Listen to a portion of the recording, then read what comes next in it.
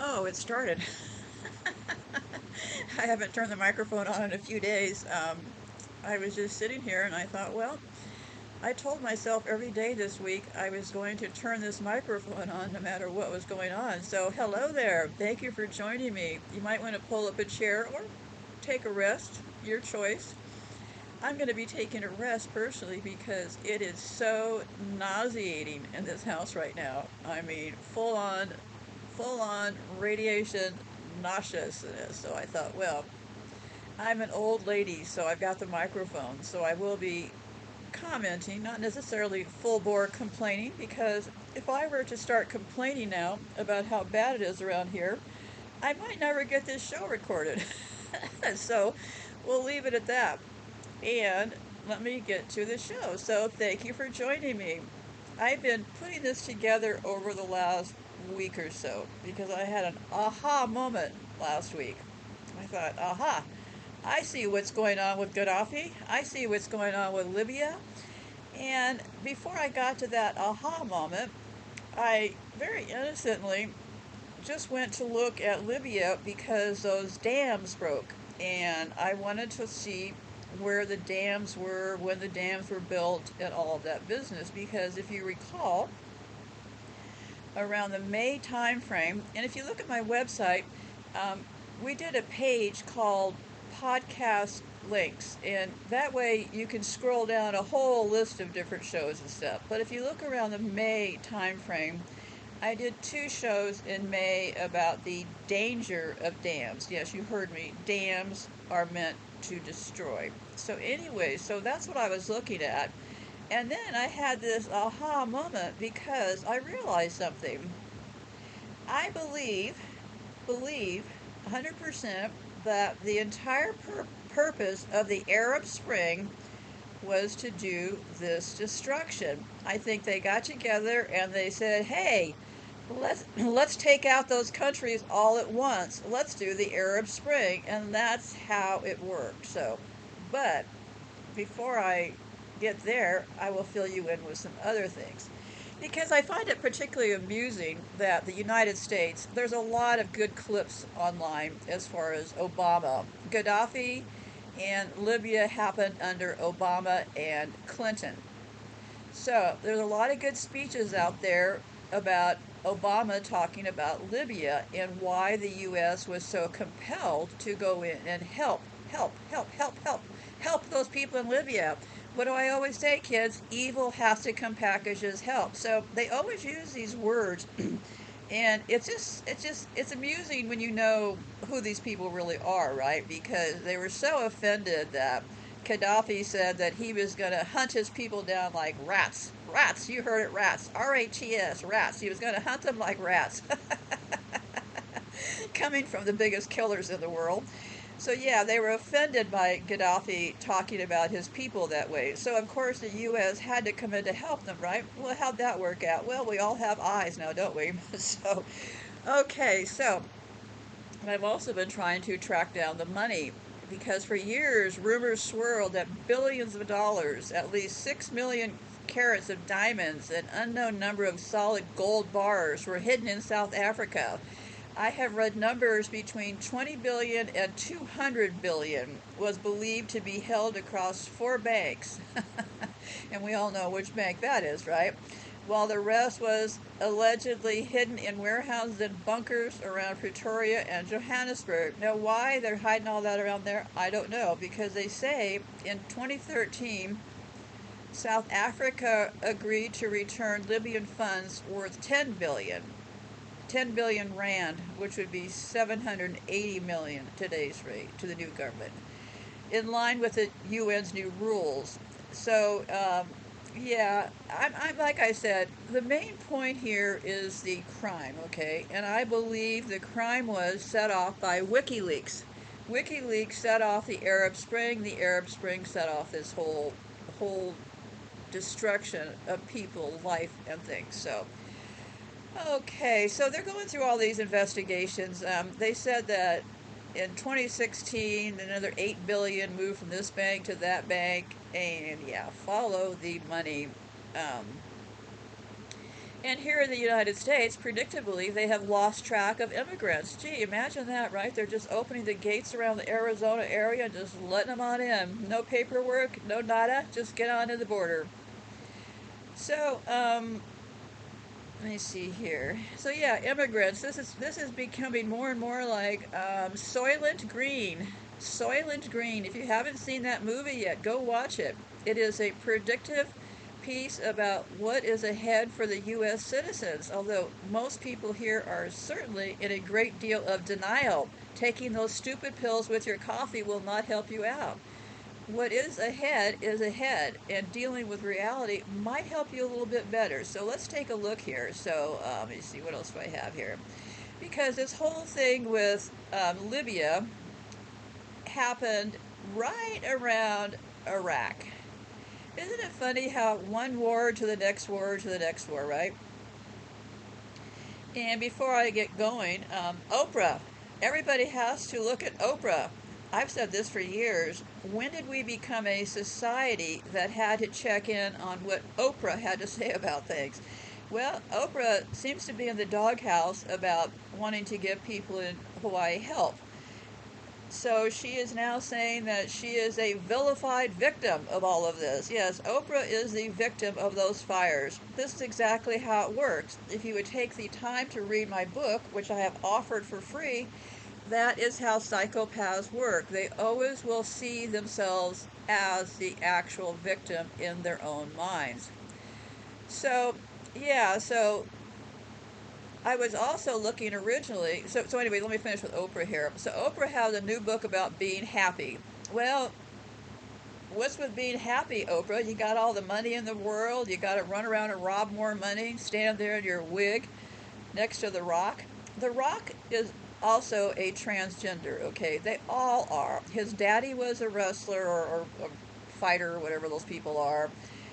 They're all not even in the sex they say they are. These people are liars, full stop liars. So maybe instead of spending time with more liars, maybe try a little bit of solidarity. Maybe next time somebody you see that you used to talk to and stuff, maybe try talking to them again. Hey, you never know, right? So, what I'm finding about Libya is that it seems to be that people are blaming the opposing parties for not getting that dam worked on. And that dam, excuse me, that dam, according to reports, the buildup in the water of that dam, when it blew, it was described as bombs going off over Japan, that when that water all blew. So what I was wondering was this: was dynamite used on that dam? Because in the past, remember, I've been hovering around New Orleans for the longest time now, there were allegations a couple of times that the levees at Katrina were tampered with by dynamite. And keep in mind, dynamite is these people's favorite trick. So I've been looking into Libya to see if did those dams get a little nudge with some dynamite. Likely the case, right? Because, let me see here. It always looks so cool when I see those people sitting there doing their shows and reading off scripts and drinking coffee, and it's like, okay, so, well, the dams, okay, so I would have to say that based on these people's past behavior around dams, around Katrina, I would have to say there is a likelihood that dams could have been used to set those dams off. So if you want to know more, go listen to my shows about dams. And who's in this cluster of people? In the past, I've talked about some of these people are what's called royal actors, meaning that they are from that group of 350 people that I've spoken about, you know, that incest group that sleeps with each other and all that stuff going on. The core group of 350 people are who make up some of these actors. And yes, I do feel there's people who have these sites out there who claim that this person is really an actor or this person is really an actor. Some of them are pretty good and some of them are just really kind of nuts, right? Uh, I looked at them again, and I do feel like the people in this region, this whole thing we'll be talking about today, with the Arab Spring and all of that, I do believe this core group of people are in fact all playing a role. Because visually, you can't always tell because of masks and stuff, but I do believe there's a group over on Facebook that has some of these people nailed pretty well. And I do believe that, but we're talking today about Syria, that whole region over there, okay, that got caught up in the Arab Spring. And I'll be getting to that in a minute because I didn't really remember what it was all about. So I will be, of course, talking about that in a minute here. But the players who played in this particular act, look at it this way. Let's say we're sitting down to write a novel, okay? And we come up with the characters. And through the characters, we start developing them to what they're going to be doing and how they're going to interact and all of that. That's really what this is. It's really just basic character development, right? So I think a lot of these people, like that are in this particular thing here, like Bashar al-Assad in Syria, um, the guy from Obama, I believe, is being played by Philippe VI of Spain, and I think that they're all playing roles. So I don't believe that these people I'll be talking about today on the main stage in this place are anything but actors, okay? Because in this actor group during that era, we also have Nelson Mandela's in this group. So we have this core group of actors. And I think it's probably something as simple as this. A bunch of psychopath U.S. military people got in a room and they said, we gotta take care of those fuckers over there in the Middle East. They're getting in our way. They got all those resources. We want that money. We want that money. We want to take them out. How are we going to take them out all at once? Well, let's do this. Let's come up with WikiLeaks. WikiLeaks, yeah, that liar Julian Assange, also a royal actor. So they come up with WikiLeaks, okay? WikiLeaks is then presented as whistleblower stuff, right? I've talked about this enough, not going to talk about it now. So whistleblowers, how they communicate to us always is with whistleblowers, right? And what is WikiLeaks? A big CIA operation of whistleblowers. So, yeah, the whole gang is here with all of these people, okay? Because, remember, the Iraq War, which was also called the Second Persian War, which I don't know why they're called wars, because the U.S. hasn't officially declared war since World War II, but let's just stick with what they're saying. The Iraq War, also called Second Persian War. Gee, isn't it funny that that war went from 2003 to 2011? Huh, isn't that just funny? Is a conflict in Iraq, and all those poor babies are still being born in Iraq. Iraq is right now on probably about the second generation of highly deformed infants. Look up Fallujah. Look up my timeline. Fallujah Hospital, they're posting the pictures of these highly deformed babies thanks to the USA. So let me give you a little bit of history as far as why would they be in Libya? Well, why would they be in Libya? Well, why not? Follow that money. Before the discovery of oil in the late 1950s, Libya was considered poor in natural resources and severely limited by its desert environment. The country was almost entirely dependent upon foreign aid and imports for the maintenance of its economy, exerting strong control over the government was able to exert control over the economy, and so they were trying to put together in agriculture once they figured out the oil, but it also established a welfare state which provided medical care and education at minimal cost to the people. Because I had heard this about Gaddafi, that why'd they take him out? He was just a good guy. He was just helping his people. Well, well, no one should believe that he was helping his people, okay?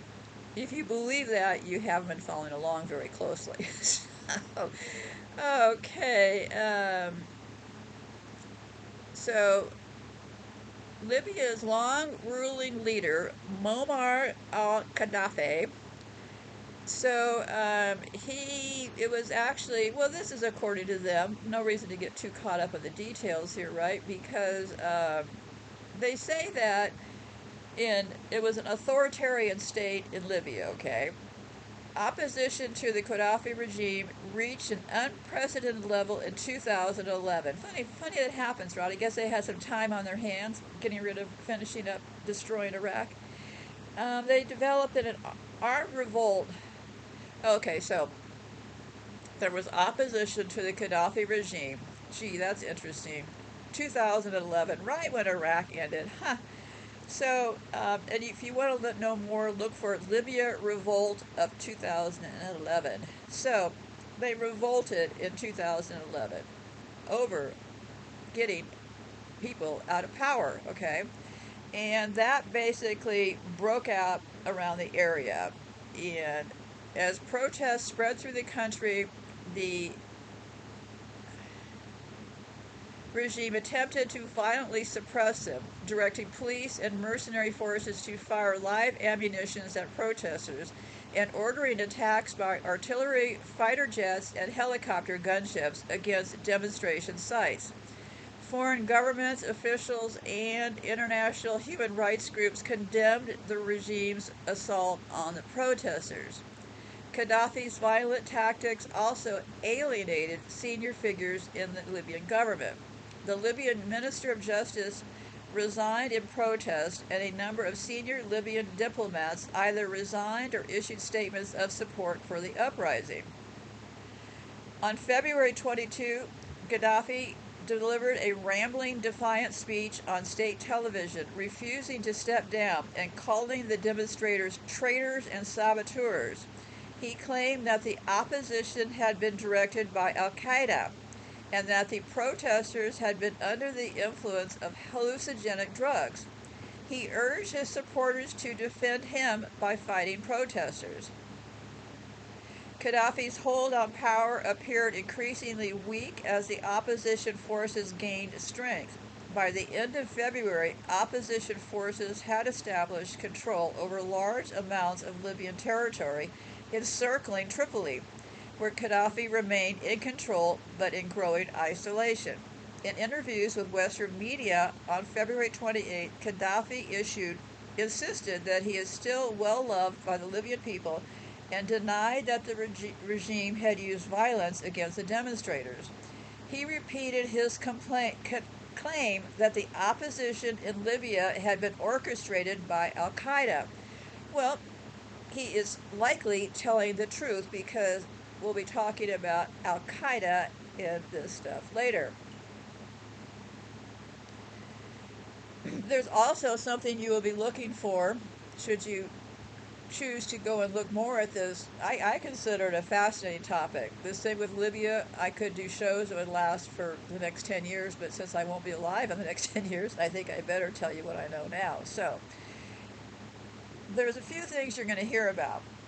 Supposedly, there was an effort to clean up the Middle East. And I'll read you this piece. Such threats were not new. According to former NATO Supreme Military Commander Wesley Clark, then U.S. Undersecretary of Defense, told Paul Wolfowitz after the first Gulf War in 1991, we didn't get rid of Saddam Hussein, and we should have. We've only got 5 or 10 years to clean up the Middle East. These old Soviet surrogate regimes like Syria and Iraq, get rid of them before the next superpower comes along to challenge us. According to Clark, the efforts of Wolfowitz and other neoconservatives in the Bush administration to aggressively use force to change regimes appeared full-blown after 9/11. In March 2003, U.S. planners launched the illegal U.S. invasion and occupation of Iraq, a country which also played no role in the 9/11 attacks. Wesley Clark famously revealed as well that the Iraq invasion was part of a larger plan developed by U.S. Secretary of Defense Donald Rumsfeld's office to take out 7 countries in 5 years, including Iran, Libya, and Syria. As his academic wrote, Clark's claims were confirmed by then Secretary of Defense Colin Powell's Chief of Staff Lawrence Wilkerson, as well as by documents released by the UK Chilcot inquiry showing Prime Minister Tony Blair and U.S. President George Bush planning a possible attack on Syria in the same context. So yeah, I think that I think I skipped past who these royal people are. I think that Obama is maybe being played by King Philippe VI. Anyways, go look at my timeline. Actually, wait a second. It wasn't a timeline. Yeah, look on my tab as far as elites transgenders, okay? And I added a bunch of new photos. The new photos are going to be mainly at the top. Lots of photos of these freaks, okay? Because, for example, I look at photos because I'm trying to determine how long they've been transgendering themselves and what they're, I don't know, what they're doing with the hormones, like how much do they know. And they don't seem to know a lot still. I found a lot of good photos. Matter of fact, Nancy Reagan didn't even bother to get rid of her male Adam's apple. So, and I've got a lot of photos over there to take a look at as far as the one woman who is in charge of the finances. I always forget her name. I'll think of her name in a minute. Tall, gray-haired man that actually looks like a woman. Well, he, let me just go over there and look right now. I have too much going on, so I don't want to give I can no longer give myself things to go back and look at later. So, okay, the title of this tab on my website is The Elites Are All Transgender. The men on the screen are all women, hiding in plain sight. How it works. So you should easily find this tab. Click on it. What do you find?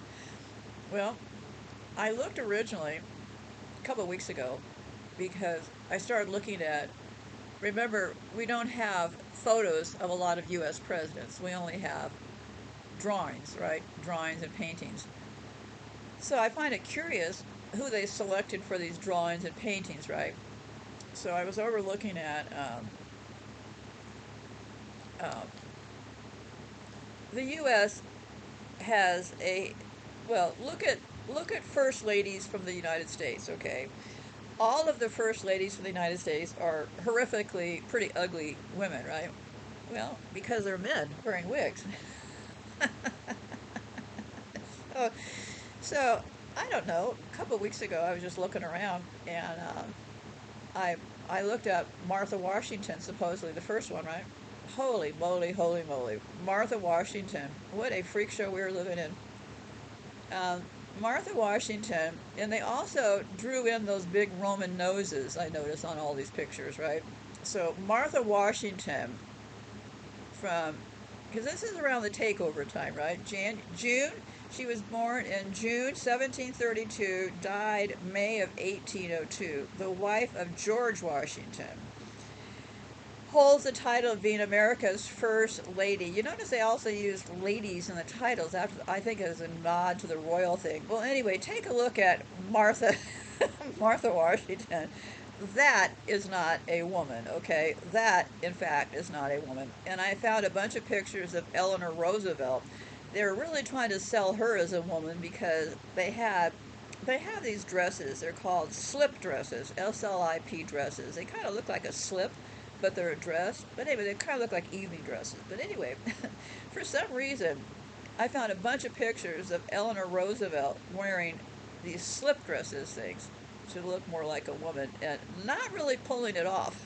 Not really pulling it off as well. But pretty incredible because I didn't find any other first ladies hanging around in things that looked like her slip or her nightgown, but they did with Eleanor Roosevelt. And boy, is she an ugly man. But anyway, so the Roosevelt got into power because of his elite status. His elite friends put him into power, and it was Roosevelt who declared all of us enemies of the state. So Roosevelt was a very, very evil, conniving psychopath. But anyway, so look at Eleanor. We have had so many ugly, ugly, ugly first ladies. And I also found some pictures. There's some things out there that say that Barbara Bush also played Aleister Crowley. And just for the fun, I went back through some of the president's wives. Mimi Eisenhower. What an ugly dude in a dress. Mimi Eisenhower. My God, this is nothing but a freak show. What they do is they give themselves those fancy titles. They give themselves those medals. And they attend state dinners and stuff. And then give us photos to look about how all these regal and educated people all met. They're just nothing but piece of shit psychopaths, okay? Just always keep that in your mind when you look at these pictures. They're nothing but murderous, slimy, evil psychopaths. Okay, so I came up with some pretty good pictures of the Bush family. And Barbara Bush never looked like a woman, okay? That was never reality. So anyway, so I got a lot of pictures there, and I'm trying to find that woman. Nancy, some of them look like their necks were savaged by wolves at the end, okay? Because they keep going back and trying to fix that neck. And they're doing a terrible job. So some of them, actually, when I was going through these pictures, I caught myself kind of touching my neck because their necks look so painful with all these surgery scars.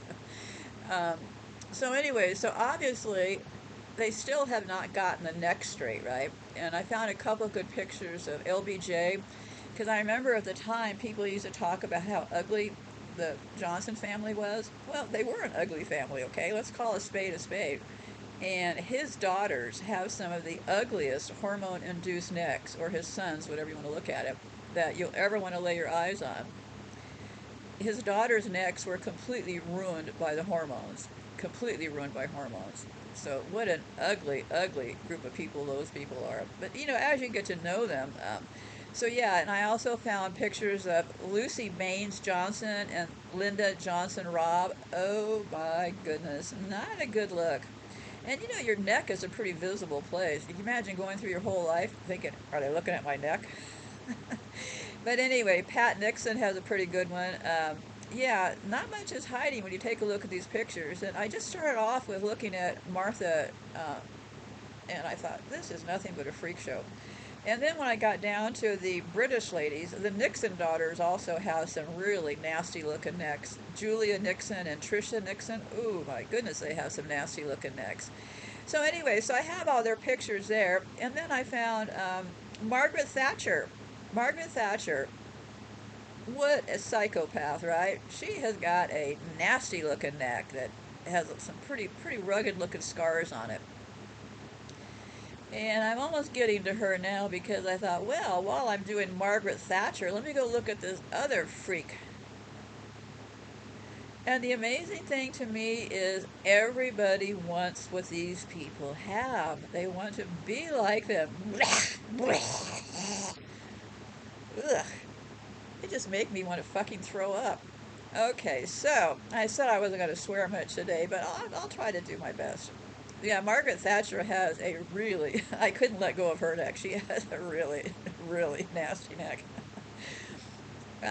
Okay, where is that woman? Okay. Ursula von der Leyen, Leyen, the man who's running the money. She is the, I'm not that cared about Ursula, but Ursula, Germany's first female defense minister, got news for you. That is not a woman. Okay, Ursula, she's a better looking man than the rest of them are, I gotta say that. But a pretty nasty neck. And she obviously could not leave her neck alone because she's also got a lot of hair on her face and stuff. They don't really, if you zoom in on these pictures, you'll notice one other thing. Real women do not have huge pores on our faces. Estrogen makes our skin very smooth. When these people transgender their kids, they end up with male looking skin. So if I got some close ups of these fake women here, one thing you will notice is their pores. Their pores are huge because they are men. Men have bigger pores in their faces than women do. So I got a lot of pictures of old Ursula there. Ursula Gertrude von der Leyen. Yes, nasty looking neck. What happens also is when they do these photo shoots and stuff, is some photos will get photoshopped and cleaned up for publication, okay? But then there's also a lot of other photos flying around that didn't get cleaned up for publication. That is what I look for when I'm looking for photos. So yeah, I love looking at photos because you'll find batches of them, and I can tell that it must have come from a specific photo shoot. And I might find the one photo like on a magazine cover that's been all cleaned up and the neck is all clear and stuff. But then I'll find the other photos. And those are the photos that tell the real truth. So yeah, we got those two major men in Europe, Ursula and Angela Merkel. How we ever thought that was a woman is a mystery to me. So anyway, this other woman, let me get to the case here. Her famous quote is this: "Old people live too long, and this is a risk for the global economy." Guess what her name is? Christine Lagarde.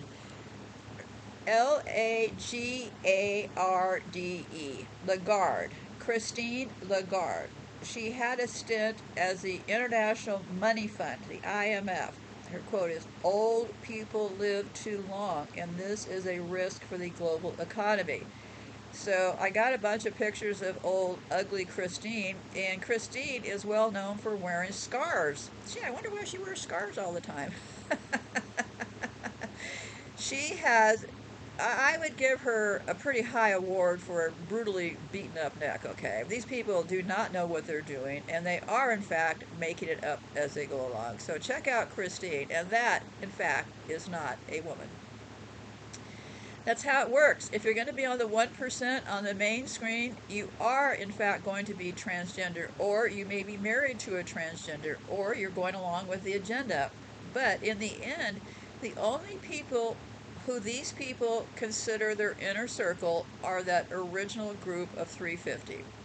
So if you think somehow you've weaseled your way along the sides of this thing and you're going to be in it because they've told you that you're really one of their people, you have been very badly lied to.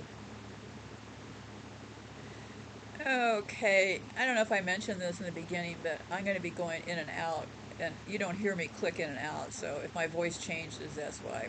Okay, so I was talking about these people all being actors, okay? Syria, they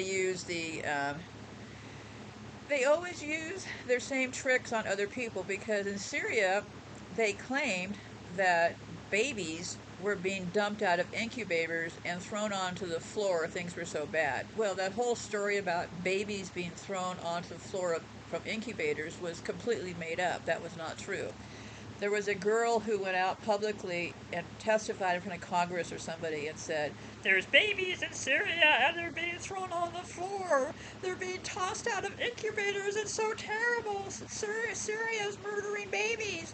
Well, they're always talking about murdering babies now, aren't they? Well, that whole story wasn't true. That girl was, I don't know, her dad was somebody in charge. These people all connect with each other. Every single one of them connect with each other.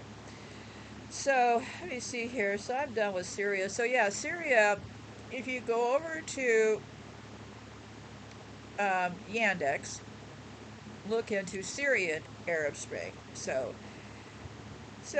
they said that they claim that the New York Times claimed that Syrians, like other people across the region, rose up peacefully against their authoritarian government. So, yeah, I believe that people did rise up and think that they were going to do the right thing and have a display of solidarity against their rulers, and they all got cracked down on, right? So, okay. And there is this quote from this article. I mean, there is a lot of information out there. I'm just going to give you Syria as one example, okay? Because it was a big part of this Arab Spring. And from this article I'm quoting, it says, however, as I have shown elsewhere, claims of U.S. inaction in the Syrian conflict that erupted in 2011 are a myth.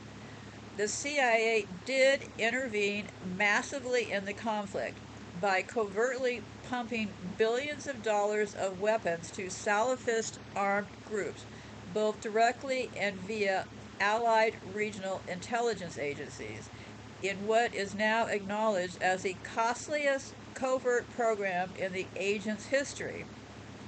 More importantly, there is clear evidence that U.S. planners not only intervened in the Syrian conflict after it erupted, but they covertly sparked the conflict itself. U.S. planners prepared for years to ignite a sectarian civil war in Syria resembling that in neighboring Iraq, and successfully engineered the anti-government protests that erupted in March 2011 for this purpose. And like I said, I think that it's simple as this. They sat around and go, we're tired of those fuckers over there. We want their resources. Get them out of the way. Get them out of the way. As their faces turn all red, the veins pop out of their necks. Yeah, I think it was just really as simple as that. So they then used these protests to cover up simultaneously launched an al-Qaeda-led insurgency that quickly enveloped the country.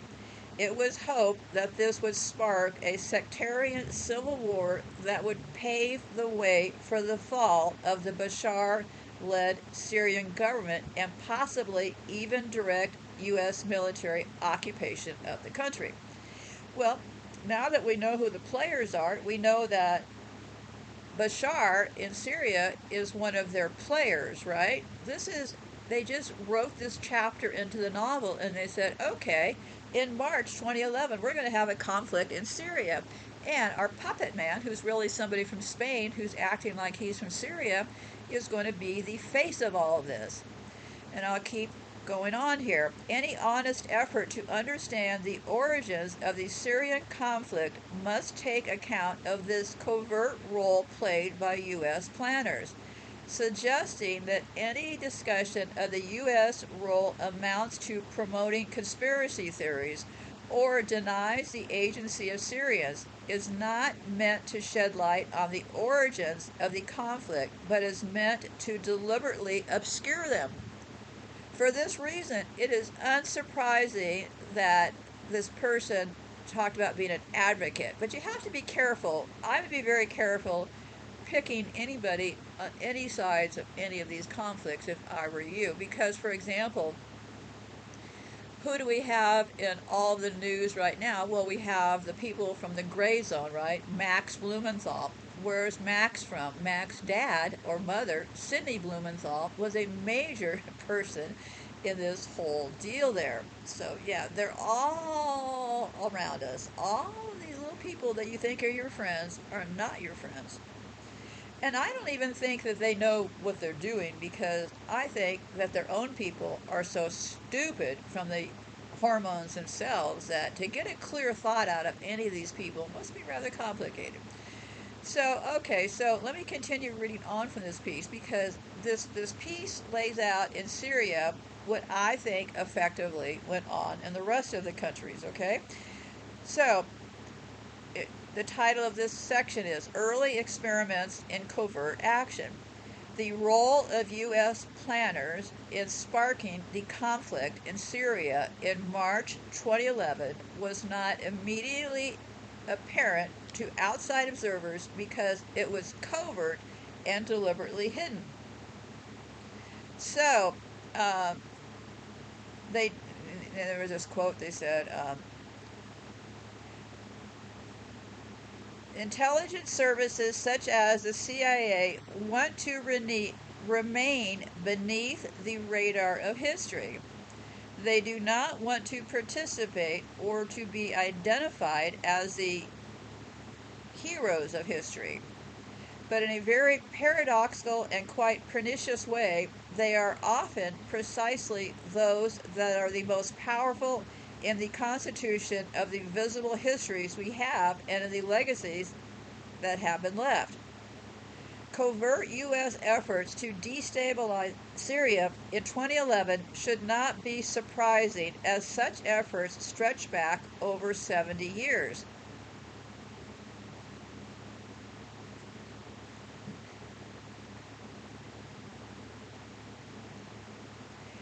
U.S. Attorney and international law expert Ernesto Sanchez observed that during the Cold War's early years, the United States tried to overthrow the Syrian government in one of the most sustained covert operations campaigns ever conducted, while historian Douglas Little explained that this newly independent Arab republic was an important staging ground for the CIA's earliest experiments in covert action. It is important to emphasize what motivated U.S. planners to intervene in Syria during this early period.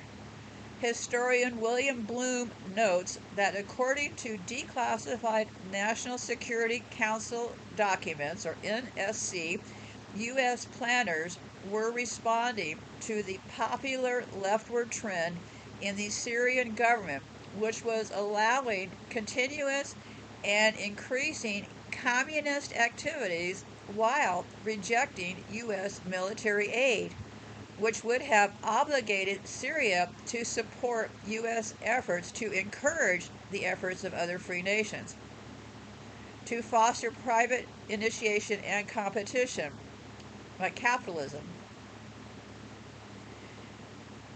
As RFK Jr. details, the CIA began its active meddling in Syria in 1949, barely a year after the agency's creation, in a coup directed against Syria's democratically elected president, Shuki al-Kawaki, after he hesitated to approve the Trans-Arabian Pipeline, an American project intended to connect the oil fields of Saudi Arabia to the ports of Lebanon via Syria.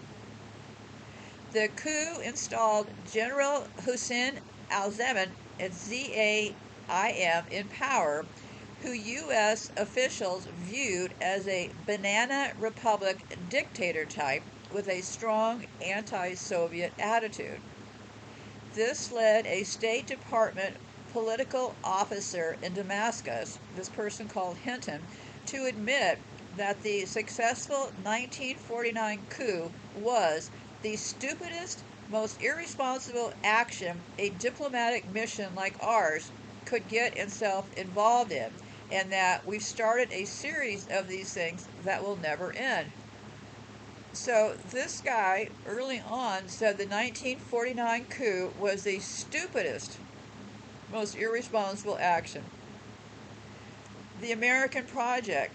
The roots of most recent U.S. intervention in Syrian affairs can be traced to the George W. Bush administration. In his 2005 book, Inheriting Syria, Flint Levant, former senior Middle East analyst at the CIA and senior director for the Middle East Affairs at the National Security Council, explained why U.S. planners wished to effect regime change in Syria during this period. Leverett noted that Syria is a swing state in the Middle East, and that since... So I don't know. This was another piece that I pasted on here. So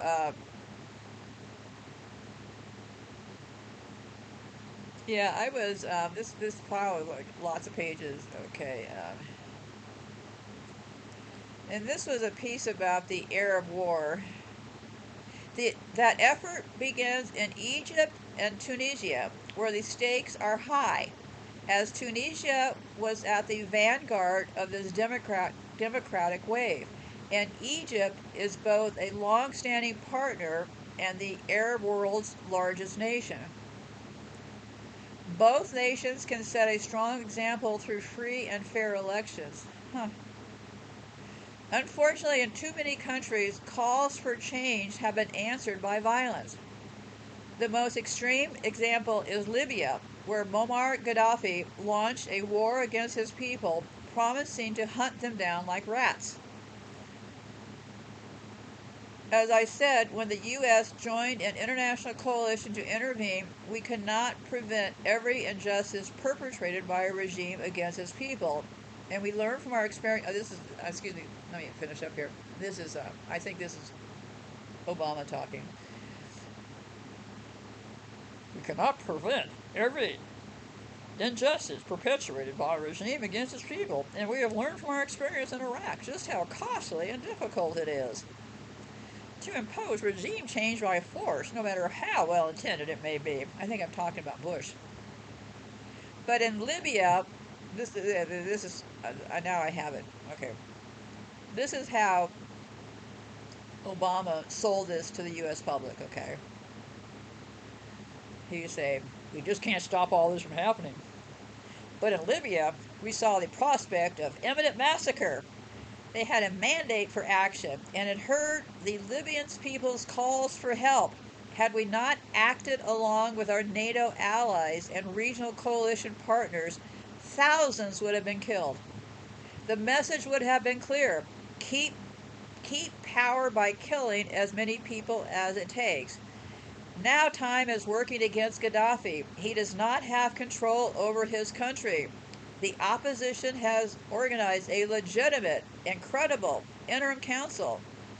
And when Gaddafi inevitably leaves or is forced from power, decades of provocation will come to an end, and the transition to a democratic Libya can proceed. While Libya has faced violence on the greatest scale, it is not the only place where leaders have turned to repression to remain in power.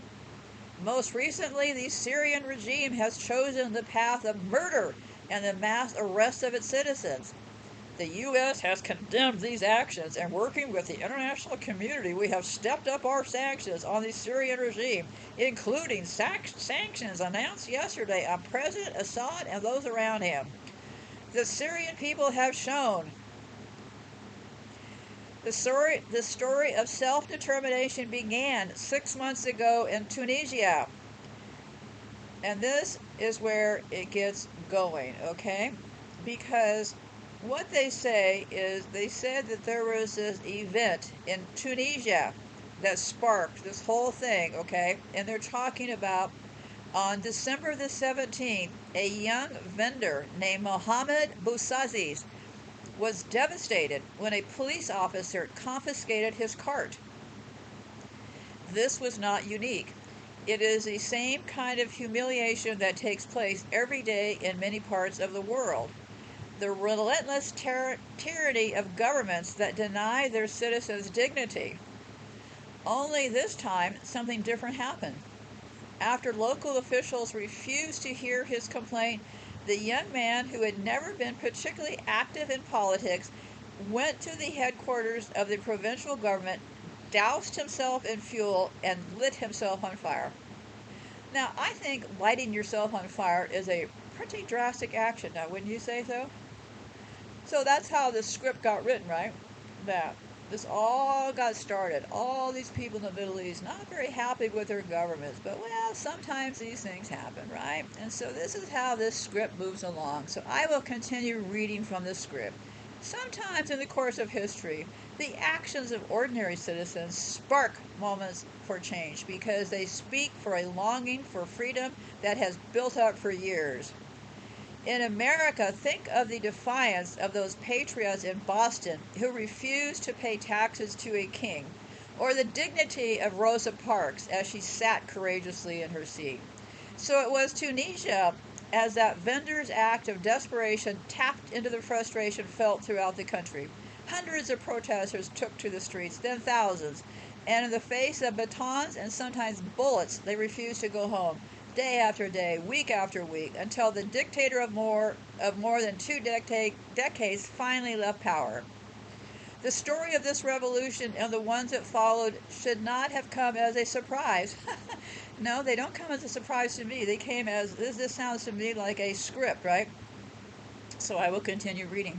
The story of this revolution and the ones that followed should not have come as a surprise. The nations of the Middle East and North Africa won their independence long ago, but in too many places their people did not. In too many countries, power has been concentrated in the hands of the few. In too many countries, a citizen like that young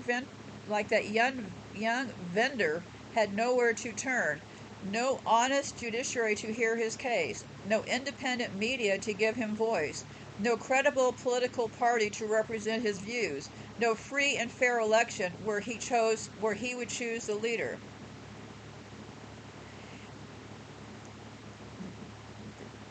It's hard to read this script without laughing. Okay.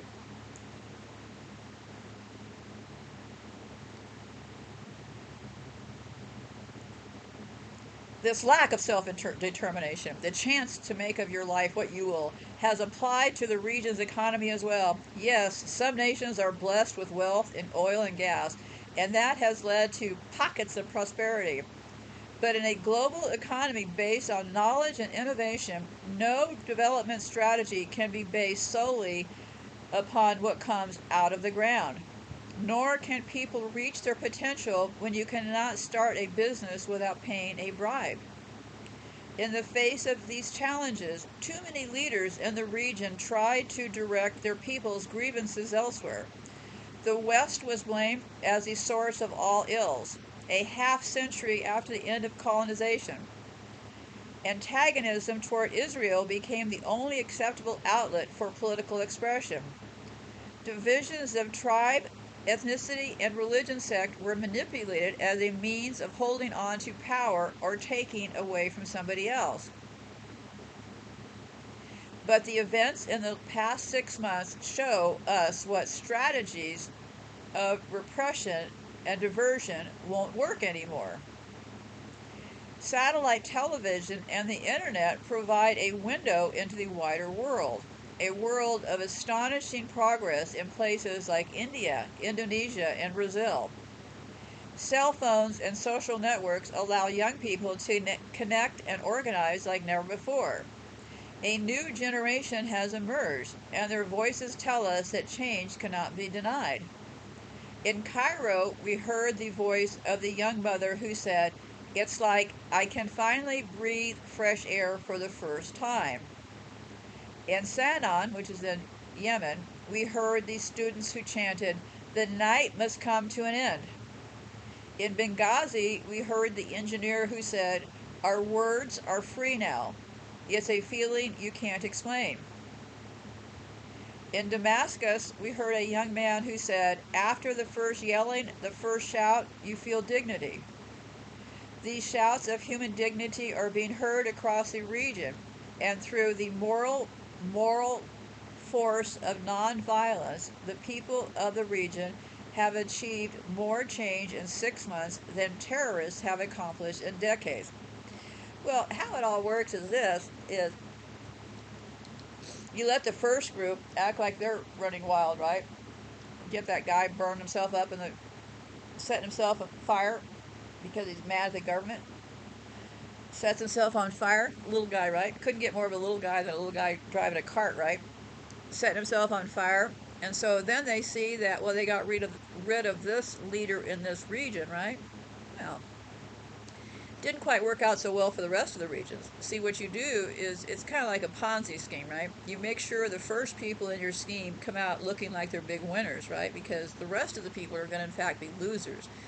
So I think this was just marketing staging to get this guy to supposedly burn himself up. Did somebody set themselves on fire? I really wouldn't know. Is it possible? Yeah, sure it is. They could probably get somebody to set themselves on fire. Okay, and I'll continue on here. The question before us is what role America will play as this story unfolds. For decades, the United States has pursued a set of core interests in the region: countering terrorism and stopping the spread of nuclear weapons. Yeah, that's our whole role, right? Countering terrorism and stopping the spread of nuclear weapons. It's pretty rich, isn't it? As I'm sitting here in my radiation my nuclear house in America. Yeah, they treat their people here really well. They just don't come and get us with guns out in the streets. They get us in our own homes where we should be safe, right? Just like those poor people in Lahaina. Okay. So, I think you'll if you're wanting to know more, I think you will find some well, let's call it some irony in their words of how they talk about these things, right? Like, we're going to bring you peace, damn it. We're going to bring you democracy, damn it. And next we're going to bring you horror. You always have to open with something good, right? That's why evil comes packaged as help. So these people start thinking, the U.S. is going to come in and help us out, right? Well, we'll see here. The question before us is what role America will play as this story unfolds. For decades, the U.S. has pursued a set of core interests in the region, countering terrorism and stopping the spread of nuclear weapons, securing the free flow of commerce, and safeguarding the security of the region, standing up for Israel's security, and pursuing Arab Israel peace. So this whole deal is also about their buddies in Israel, right? So you got to ask yourself this. What's that about, huh?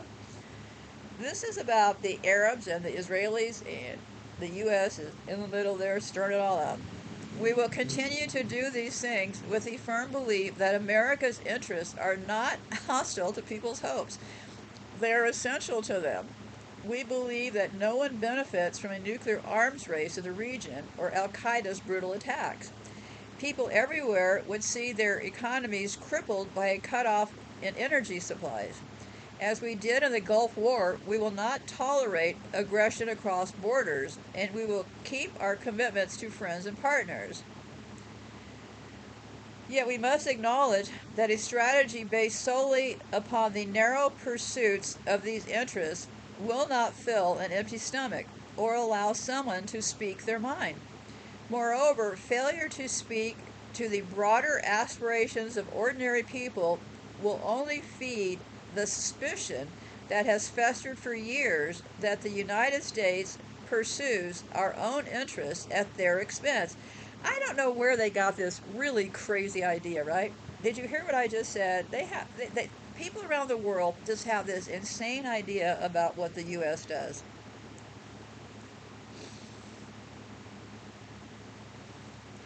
It said,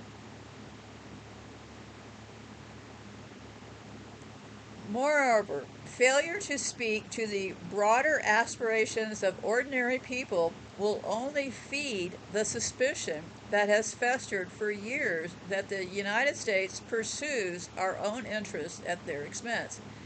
Given that this mistrust runs both ways, as Americans have been seared by hostage-taking, violent rhetoric, and terrorist attacks that have killed thousands of our citizens, a failure to change our approach threatens a deepening spiral of division between the United States and Muslim communities.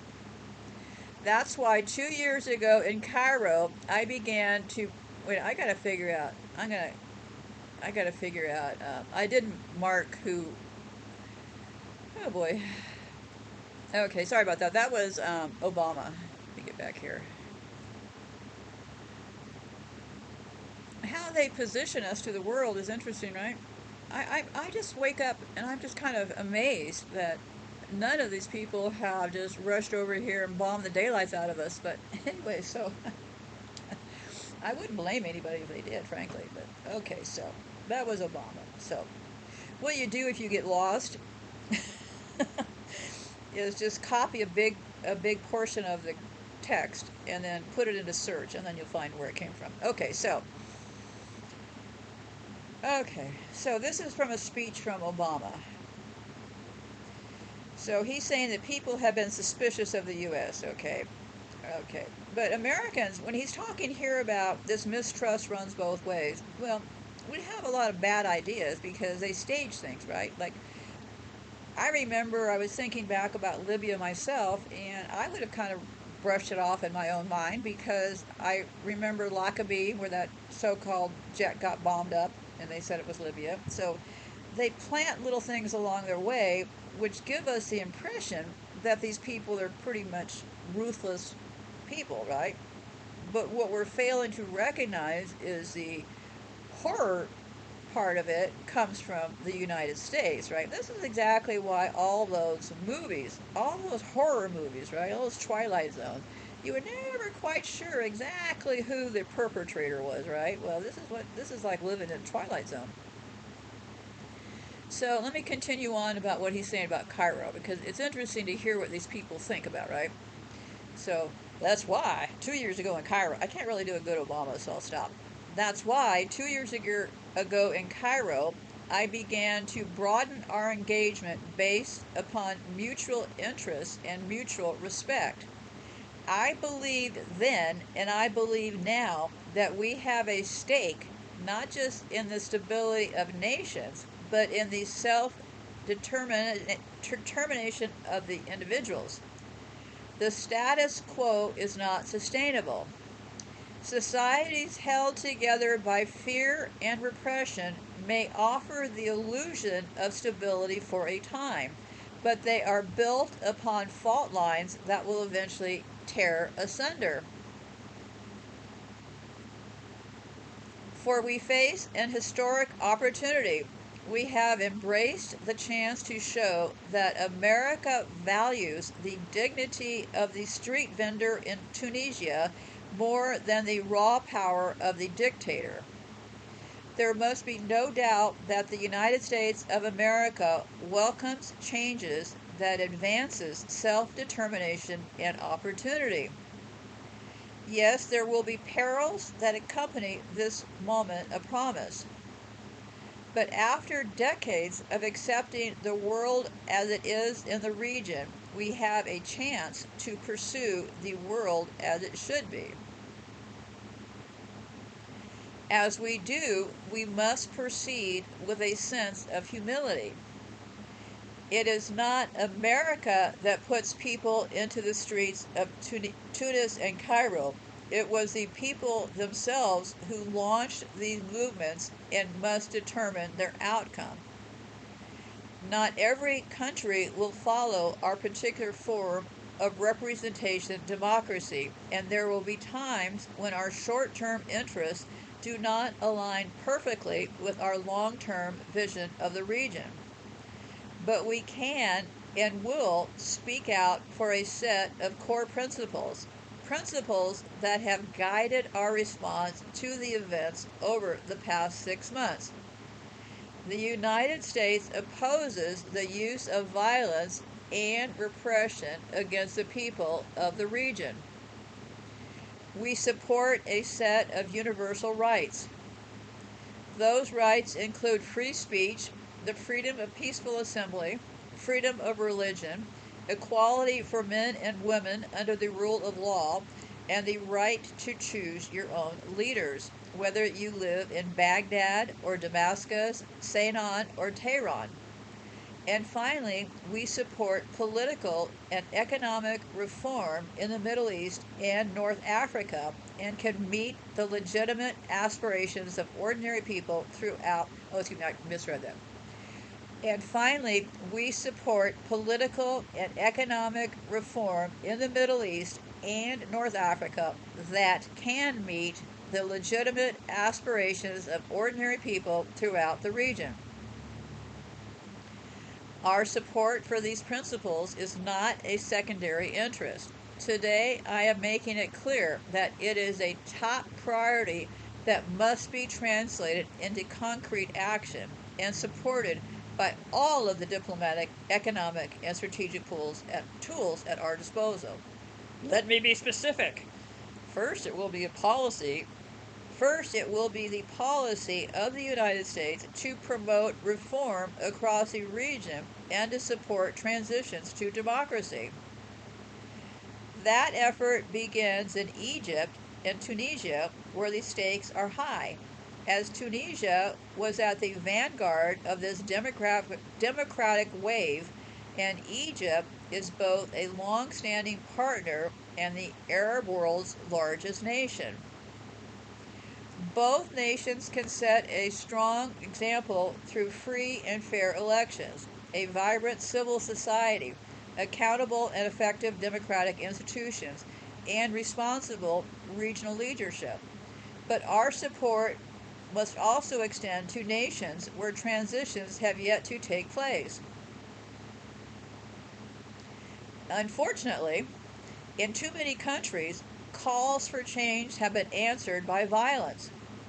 The most extreme example is Libya, where Muammar Gaddafi launched a war against his people, promising to hunt them down like rats.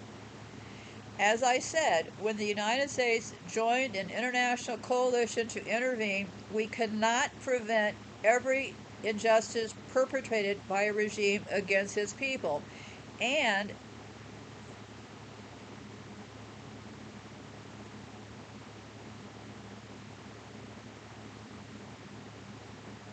when the United States joined an international coalition to intervene, we could not prevent every injustice perpetrated by a regime against its people. And we have learned from our experience in Iraq just how costly and difficult it is to impose regime change by force, no matter how well intended it may be. But in Libya, we saw the prospect of imminent massacre, had a mandate for action, and heard the Libyan people's call for help.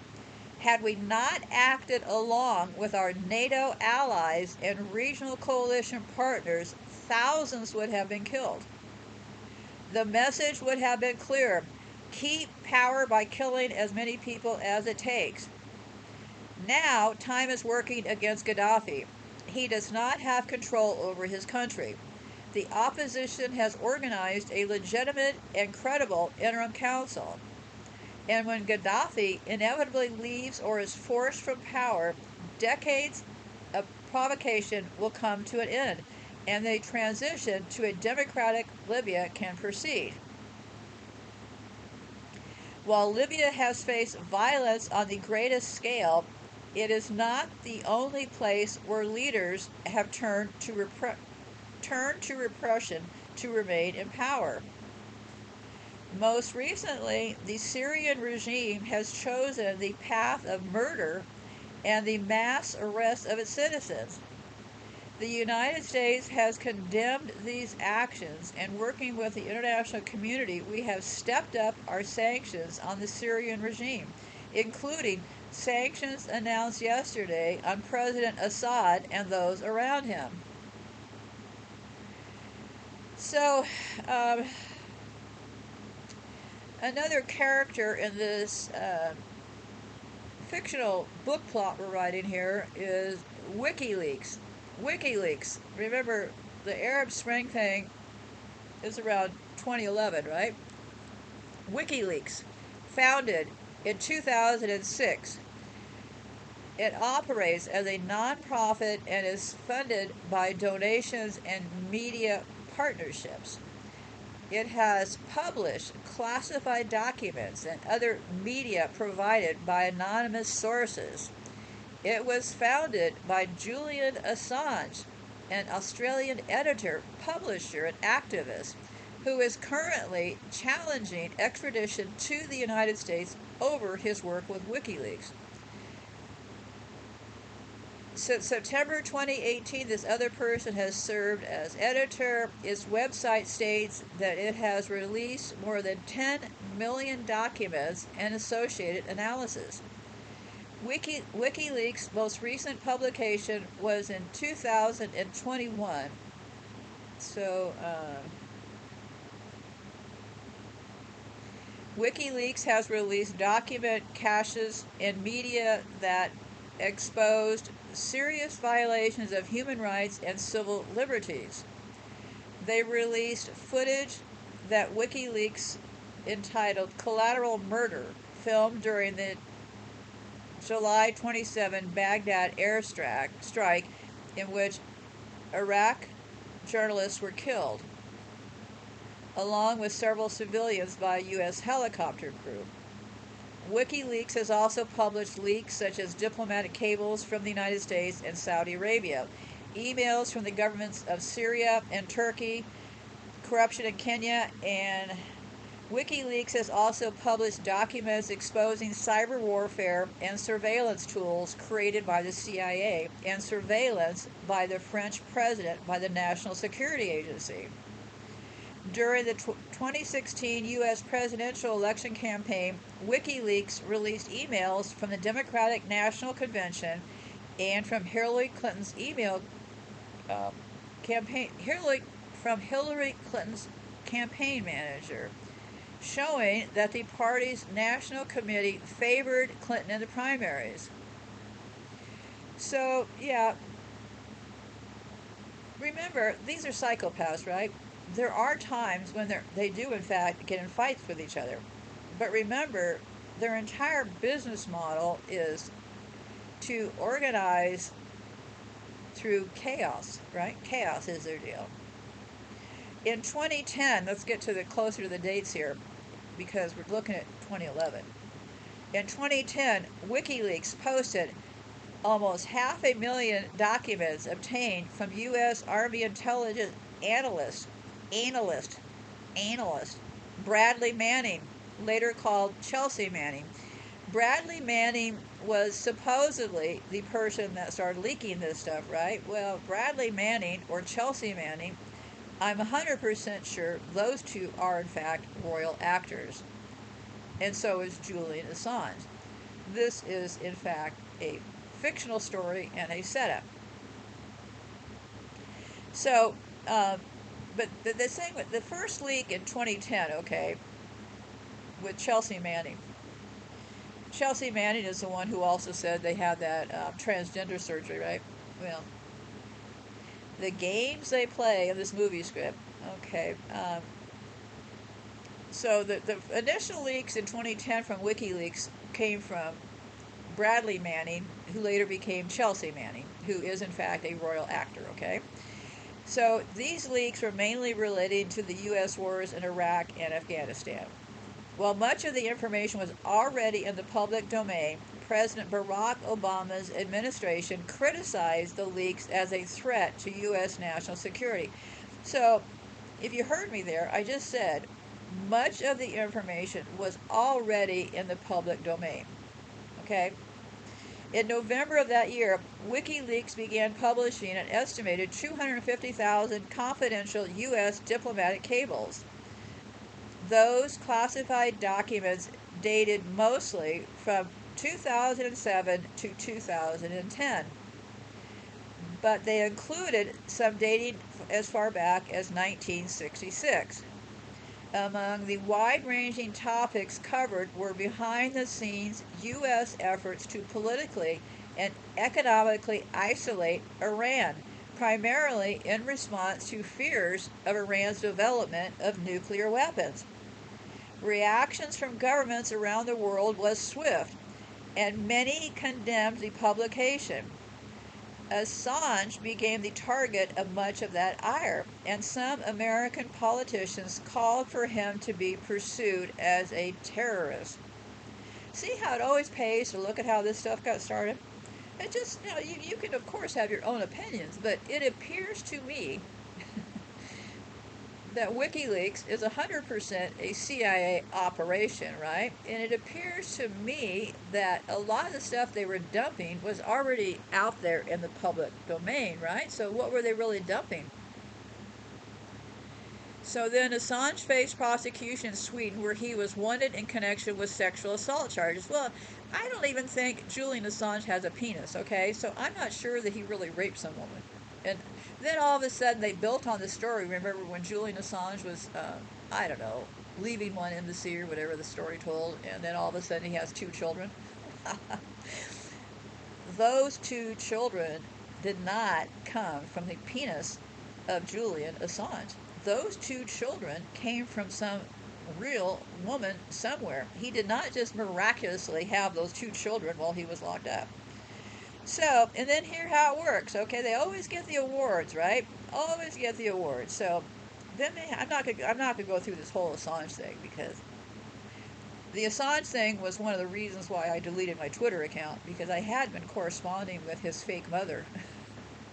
Yeah, these people.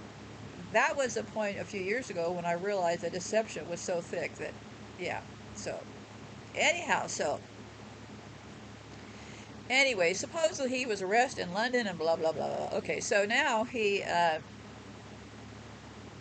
May of 2011, Assange was awarded the Sydney Peace Foundation's Gold Medal, an honor that had been previously been bestowed on Nelson Mandela and the Dalai Lama for his exceptional courage in pursuit of human rights. Assange's memoir, Julian Assange, the unauthorized autobiography, was published against his wishes in September of 2011. Assange had received a sizable advance payment for the book, but he withdrew his support for the project after sitting for some 50 hours of interviews and the resulting manuscript, although at times enlightening read very much like the early draft that it was. So yeah, poor little Julian Assange, not quite so innocent sitting out there, is he? Huh. So okay, this is where we get into the Julian Assange WikiLeaks and Arab Spring. Of all WikiLeaks releases, probably the most globally significant have been the more than 250,000 U.S. Department diplomatic cables leaked in 2010, the publication of which helped spark a revolt in Tunisia that spread into the so-called Arab Spring, revealed Saudi intentions towards Iran, and exposed spying on the UN Secretary General and other diplomats. These releases were surrounded by a significant controversy, alleging that WikiLeaks purportedly endangered U.S. informants by deliberately revealing their names. That allegation formed a major part of the U.S. indictment on May the 23rd of WikiLeaks publisher Julian Assange under the Espionage Act. Though revealing informants' names is not a crime, nor is there evidence that any of them were ever harmed. So I guess the whole thing about this deal is that they say that WikiLeaks endangered U.S. informants by deliberately releasing their names. WikiLeaks' publication of what became known as Cablegate began in November 28, 2010, and that dwarfed previous WikiLeaks releases in both size and impact. The publication amounted to 251,000. Some radiation does something fuzzy to your brain as far as reading numbers, but anyway, about 250,000 documents leaked. They leaked American diplomatic cables that, at the time of publication, this German publication, Der Spiegel is the one who did this, okay? It's DER, and the next word is Spiegel, SPIEGEL. They described as no less than a political meltdown for United States foreign policy. So, Cablegate is what you're looking for, okay? Cablegate revealed a previously unknown history of diplomatic relations between the United States and the rest of the world, and in doing so, exposed U.S. views on both allies and adversaries. As a result of such revelations, Cablegate's release was widely condemned by the U.S. political class and especially by then Secretary of State Hillary Clinton. The Twitter handle called Cable Drum called it the largest set of confidential documents ever to be released into the public domain. The documents will give people around the world an unprecedented insight into the U.S. government's foreign activities.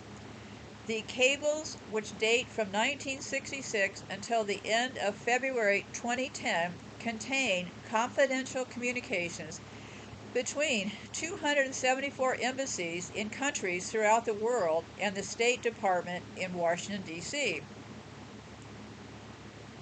Among the historic documents that were grouped with Cablegate in WikiLeaks' public library of U.S. diplomacy are 1.7 million that involve Henry Kissinger, National Security Advisor and Secretary of State under President Richard Nixon, and 1.4 million related to the Jimmy Carter administration.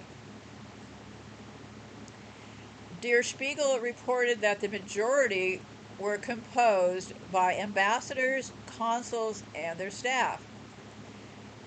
Most contain assessments of the political situation in the individual countries, interview protocols, and background information about personnel decisions and events.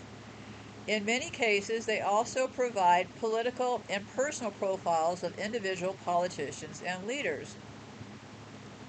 Cablegate rounded out WikiLeaks' output in 2010, which had been the explosive publication of previous leaks from Army intelligence analyst Chelsea Manning, including Collateral Murder and Afghan War Diaries and Iraq War Logs, the subjects of earlier installations in this series. So you're also looking for intelligence reports that will say Collateral Murder, Afghan War Diaries, and Iraq War Losses. Those are also, Iraq War Logs, LOGS, you want to look for it.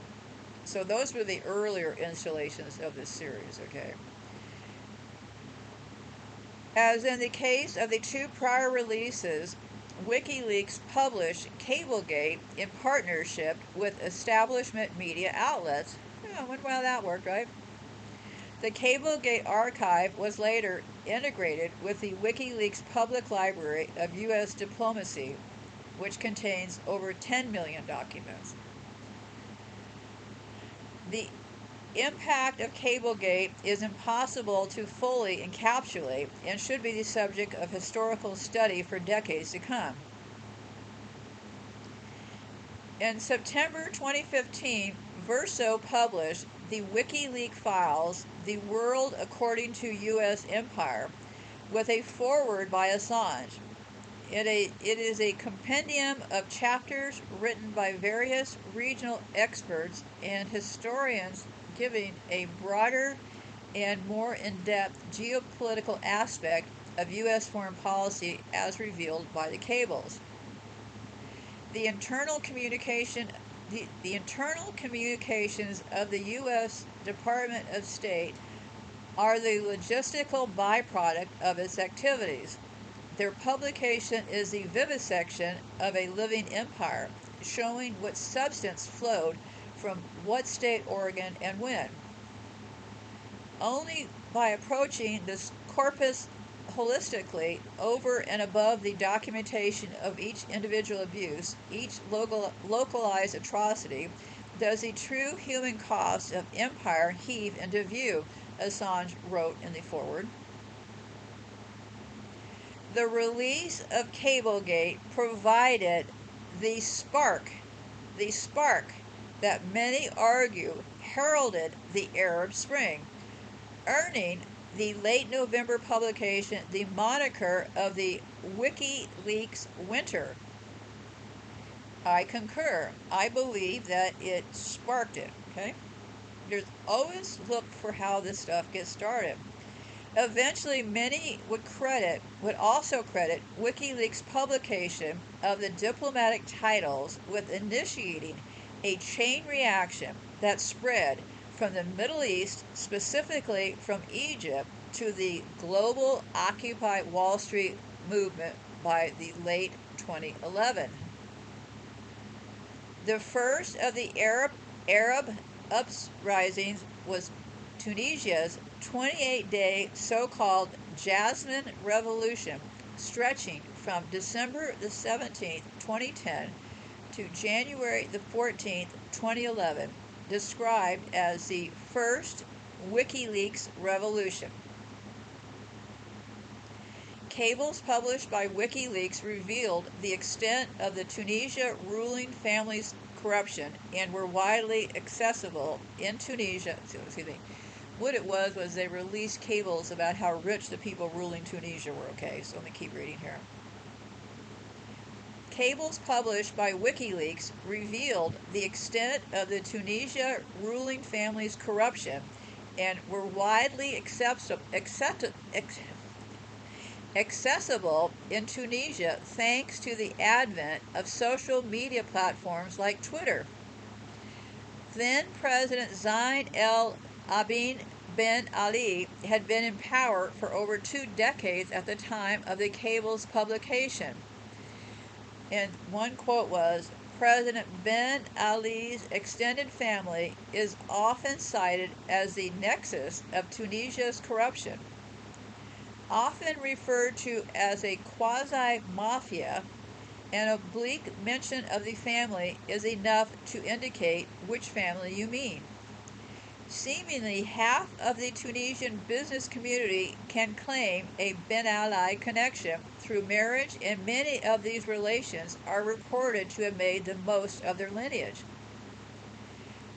A June 2008 cable said, whether it's cash, services, land, property, or yes, even a yacht, President Zain Ben Ali's family is rumored to covered it and reportedly gets what it wants. The cables revealed that Ben Ali's extended family controlled nearly the entire Tunisia economy, from banking to media to property development, while 30% of Tunisians were unemployed.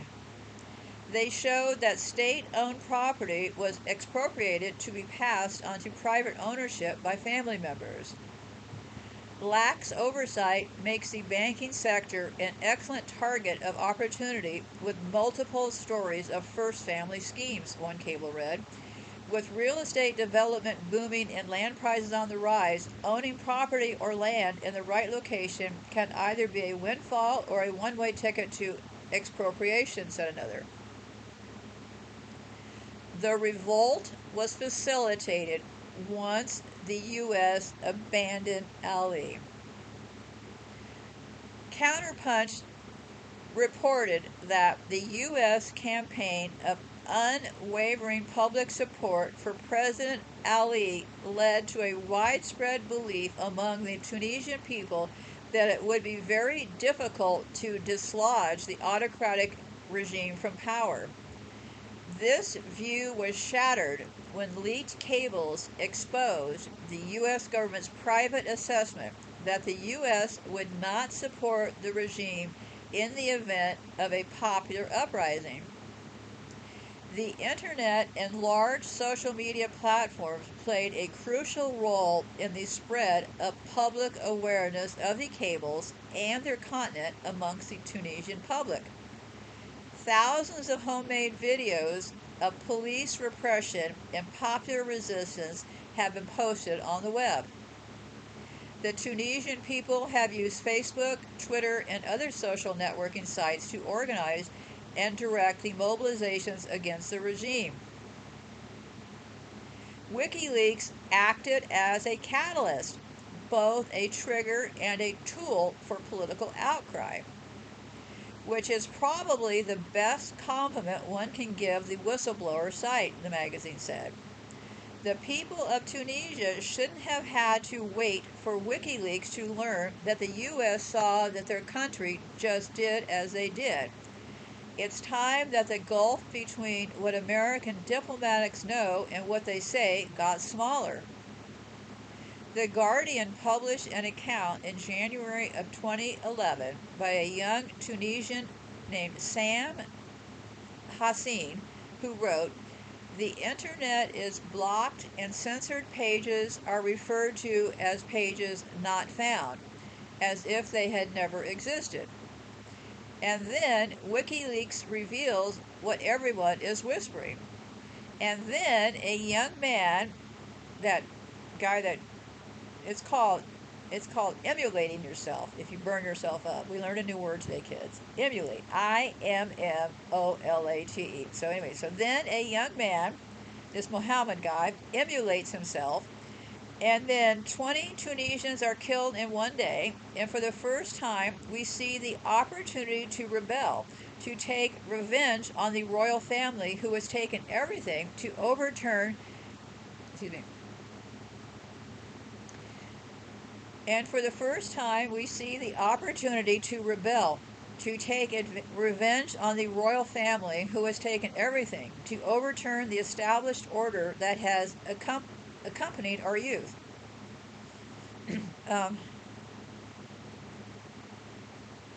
And if you know how to use your eye, excuse me, excuse me, it is wicked in here today. They really had planned to murder us a long time ago, but using my techniques in my windows. If you're thinking that radiation, if you think you're going to know when you get radiation, you're thinking wrong, because you're not going to know, because right now we can't smell anything, right? We know it's here. Where was I? Oh yeah, so they all hang together, right? One whistleblower, another whistleblower. Daniel Ellsberg, another famous liar. Okay. On the first day of Chelsea Manning's pre-trial in December of 2011, Daniel Ellsberg told Democracy News, the combination of the WikiLeaks and Bradley Manning exposures in Tunis and the exemplification of that by Mohammed, the guy who, immolated himself or burned himself up, led to the protest, the non-violent protest. That drove Ben Ali out of power, our ally there, who we supported up until that moment, and in turn sparked the uprising in Egypt, in Tahrir Square occupation, which immediately stimulated the Occupy Wall Street and the other occupations in the Middle East and elsewhere. I hope, this is that Ellsberg saying, I hope Manning and Assange will have the effect in liberating us from the lawlessness that we have seen and the corruption that we have seen in this country in the last 10 years and more, which has been no less than that of Tunis and Egypt. The cable's revelation that the U.S. State Department, under then Secretary of State Clinton, had demanded officials act as spies on officials at the United Nations, including then Secretary General, was particularly embarrassing for the United States.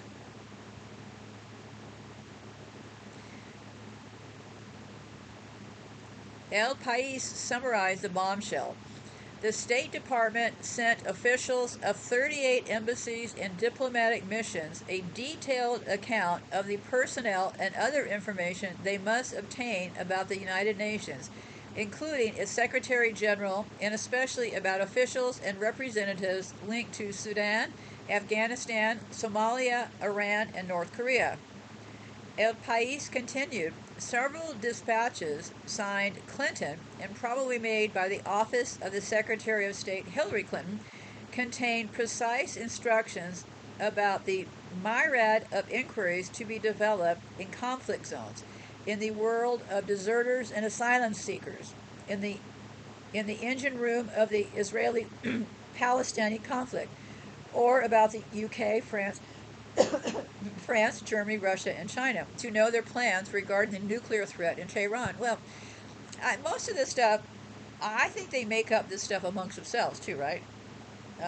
Because they're all talking about the nuclear threat in Tehran. Well, I told you in the last show what Iran's doing, right? I mean, does anybody have eyes? I mean, just do a search for Iran surrounded by U.S. military bases, and you will see that there is not a shred of space surrounding Iran that is not surrounded by U.S. military bases.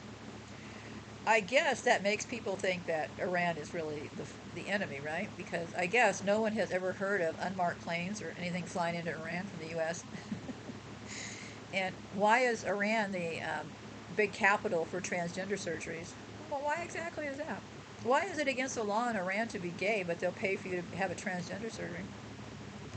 One of the reviews that I got, people always like to say nice things about me, just lovely, lovely things. Somebody said that I think it was on an Apple review or something. They said that what an idiot I was, what an idiot I was talking about Iran and transgenders. Well, you could have saved yourself some embarrassment if you would have typed in Iran, transgenders, and gays. You would have found the same information I was talking about, which means that it doesn't sound very cloakish of Iran to be encouraging transgender surgeries now, does it? Nor the fact that Iran's previous ruling people, who just happened to get tossed out in the 60s and stuff, just happened to be transgenders themselves. Don't let the facts get in your way here, okay? So yeah, do I believe they're all gossiping behind each other's backs? Well, of course I do, because they are always on the hunt for information to tear each other down, right? They're always on the hunt to tear us down. So CNN describes the information diplomat. So excuse me, diplomats were being ordered to collect information. Okay, let me put a big red mark on this. I'm about 1/4 of the way through here now, but I don't want to just log on and tell you that I think it's. I am real sure this got started by WikiLeaks. But anyway, let me take a break here. Okay, yeah, this part just describes who they are. Sorry, I'm trying to get settled here.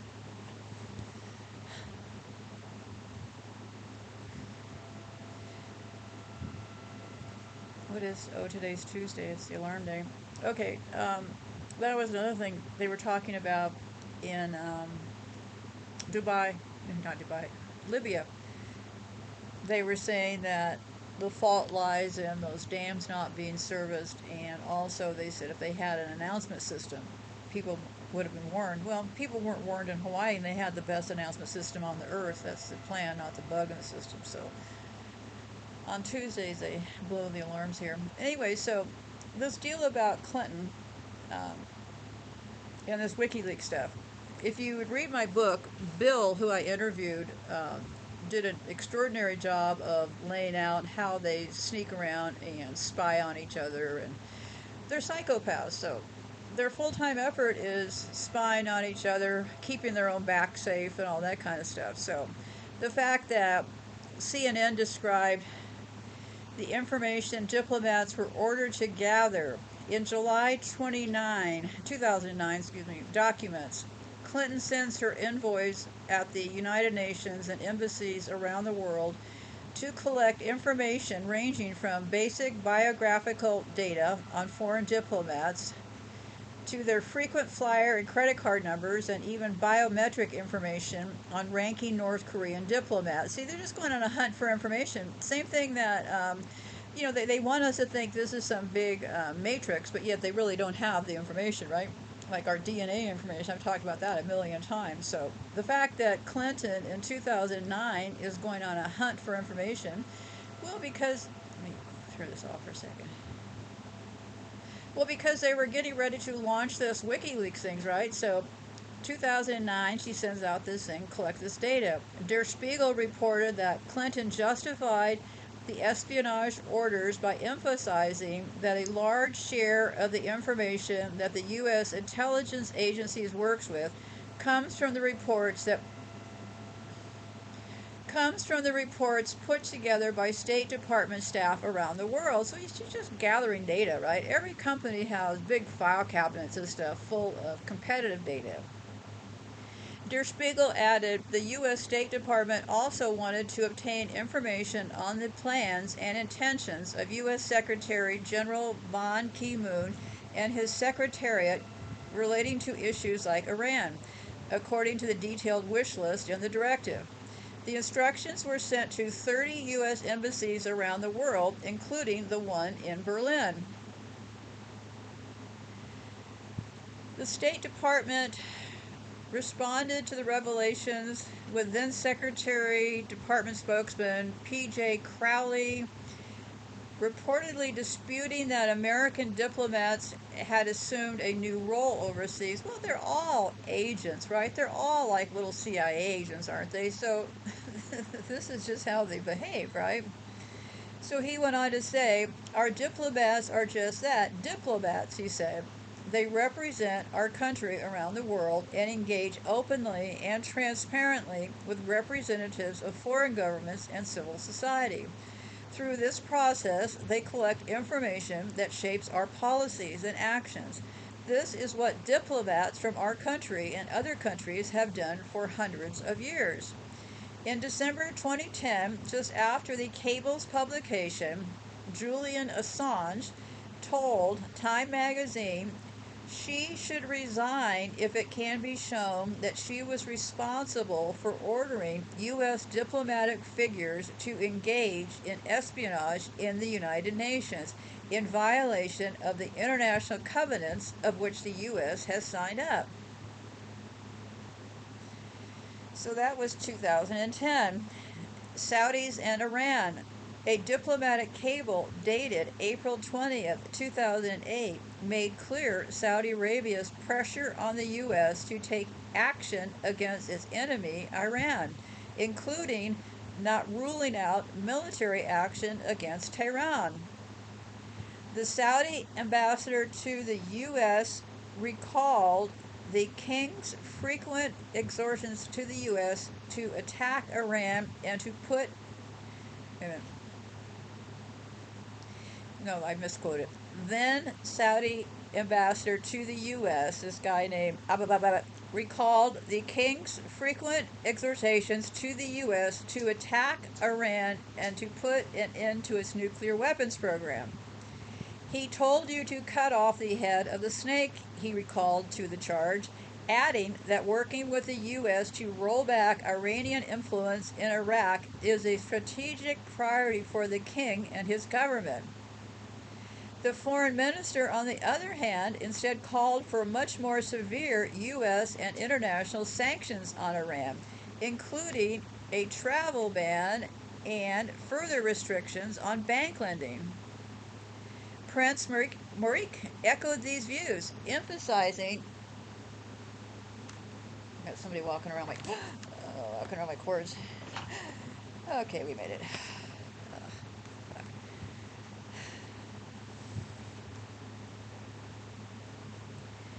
Okay. So they wanted U.S. sanctions. They always want to sanction these people, don't they? I guess nobody seems to realize that the sanctions hurt the people, not the psychopaths ruling things. Prince Maurice echoed these views, emphasizing that some sanctions could be implemented without UN approval. Foreign Minister also stated that the use of military pressure against Iran should not be ruled out. The cables indicate that Afghan authorities asked the United States government to squash U.S. reporting on a scandal stemming from the actions of DynCorp employees in Afghanistan in 2009. Employees of DynCorp, that's DYNCORP, a paramilitary group with an infamous track record of alleged involvement in sex trafficking and other human rights abuses in multiple countries, was revealed by Cablegate to have been involved with illegal drug use and hiring the services of a bachabazi or underage dancing boy. A 2009 cable published by WikiLeaks described an event where DynCorp had purchased the service of a bachabaz. The writer of the cable does not specify what happened during the event, describing it only as purchasing a service from a child, and he tries to convince a journalist not to cover the story in order to not risk lives. Like I keep saying, kids are at risk everywhere. Don't just start thinking it's just in one area. Although DynCorp was no stranger to controversy by the time of the cable's publication, the revelations of the mercenaries' force continued involvement in Baki Boys provoked further questions as to why the company continued to receive taxpayer-funded contracts from the United States. Sexual abuse allegations were not the only issue haunting DynCorp. The State Department admitted in 2017 that it could not account for more than $1 billion paid to the company. as reported by Foreign Policy. The New York Times later reported that U.S. soldiers had been told to turn a blind eye to the abuse of minors by those in positions of power. Soldiers and Marines have been increasingly troubled that instead of weeding out pedophiles, the American military was arming them in some cases and placing them as commanders of villages and doing little when they began abusing children. The Green Left related that the cables exposed Australian Prime Minister Kevin Rudd's double talk about withdrawing troops. Despite government spin about withdrawing all combat forces, the cable said some of these forces could be deployed in combat roles. One cable said, despite the withdrawal of combat forces, Rudd agreed to allow Australian forces embedded or seconded to units of other countries, including the U.S., to deploy to Iraq in combat support roles with those units. Cables revealed that U.S. ambassadors to Ecuador had opposed the presidential candidacy of Rafael Correa despite their pretense of neutrality, as observed by the Green Left Weekly. Additional cables revealed the Vatican's attempted to increase its influence in Latin America with the aid of the U.S. Further cables illustrated the history of Pope Francis while he was a cardinal in Argentina, with the U.S. appearing to have a positive outlook on the future pontiff. Illegal dealings between U.S. and Sweden. WikiLeaks founder Julian Assange wrote in his affidavit, "Through the diplomatic cables, I also learned of secret, informal arrangements between Sweden and the United States. The cables revealed that Swedish intelligence services have a pattern of lawless conduct where U.S. interests are concerned. The U.S. diplomatic cables revealed that the Swedish Justice Department had deliberately hidden particular intelligence information exchanges with the U.S. from the Parliament of Sweden because the exchanges were likely unlawful." Military reaction. On November the 30th, 2010, the State Department declared it would remove the diplomatic cables from its secure network in order to prevent additional leaks. So, yeah, to fix a problem, you just try to stop the leaks, right? Not stop the actions that are maybe causing the leaks, right? The cables had previously been accessible through SPIRNet, SIPRNET, an ostensibly secure network which is accessible by millions of officials and soldiers. It is presumably through this network that the cables were obtained and leaked by WikiLeaks. The Guardian described SPIRNet as a worldwide U.S. military internet system kept separate from the ordinary citizen internet and run by the Defense Department in Washington. Yeah, SPIRNet probably comes under DARPA, right? On November the 29th, 2010, then Secretary of State Hillary Clinton said of the Cablegate release, "This disclosure is not just an attack on America's foreign policy.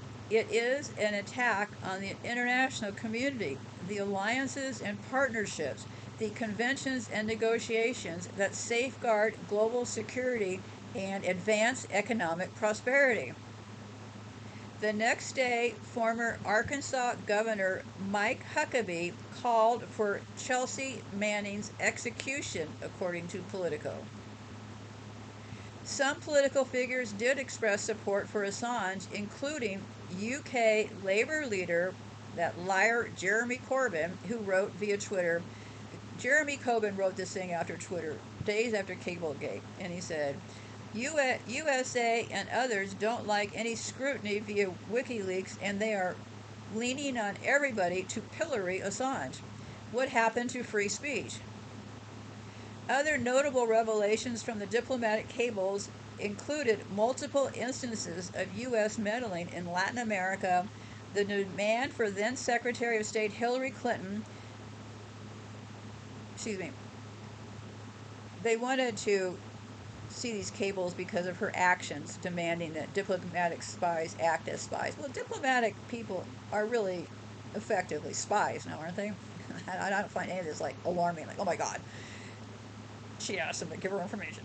Okay, what it shows to me, not that they're acting like spies, that they certainly didn't have a lot of information they probably should have had, right? That's how I would look at this. So anyway,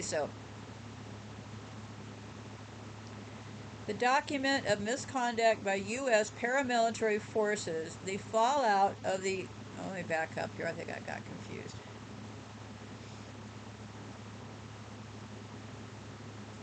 Other notable revelations from the diplomatic cables included multiple instances of U.S. meddling in Latin America, the demand by then Secretary of State Hillary Clinton that diplomatic staff act as spies, the documentation of misconduct by U.S.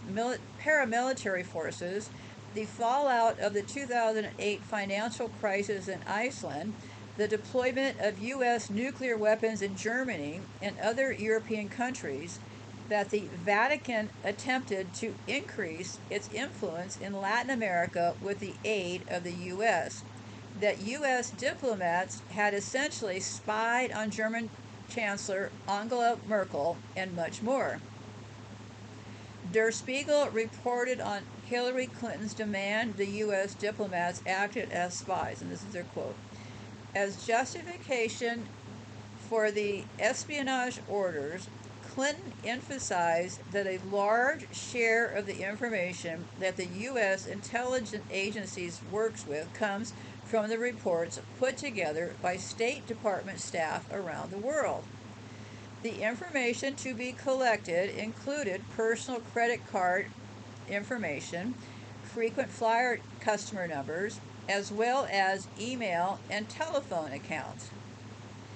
In many cases, the State Department also requested biometric information, meaning passwords and personal encryption keys. Der Spiegel added the U.S. State Department also wanted to obtain information and the plans and intentions of UN Secretary General Ban Ki-moon and his secretariat relating to issues like Iran, according to the detailed wish list in the directive. So, I don't know. The fact that Hillary Clinton was running around looking for information doesn't seem like it's crazy, right? It seems to me like, why was she doing that? Why didn't they already have this information, right? And there was this book, and it's called... it was about the Arab Spring uprisings, okay? And a new book devotes much more attention to the personalities leading to the 2011 uprisings. Some openly admitted to receiving CIA funding. Others had no idea because it was deliberately concealed from them. A few in Egypt and Syria were officially charged with espionage. In Egypt, seven sought refuge in the U.S. Embassy in Cairo and had to be evacuated by the State Department. So I don't know. I think that was the book flap. Sorry about that. And I should scroll and tell you what the title was, but did I do the title?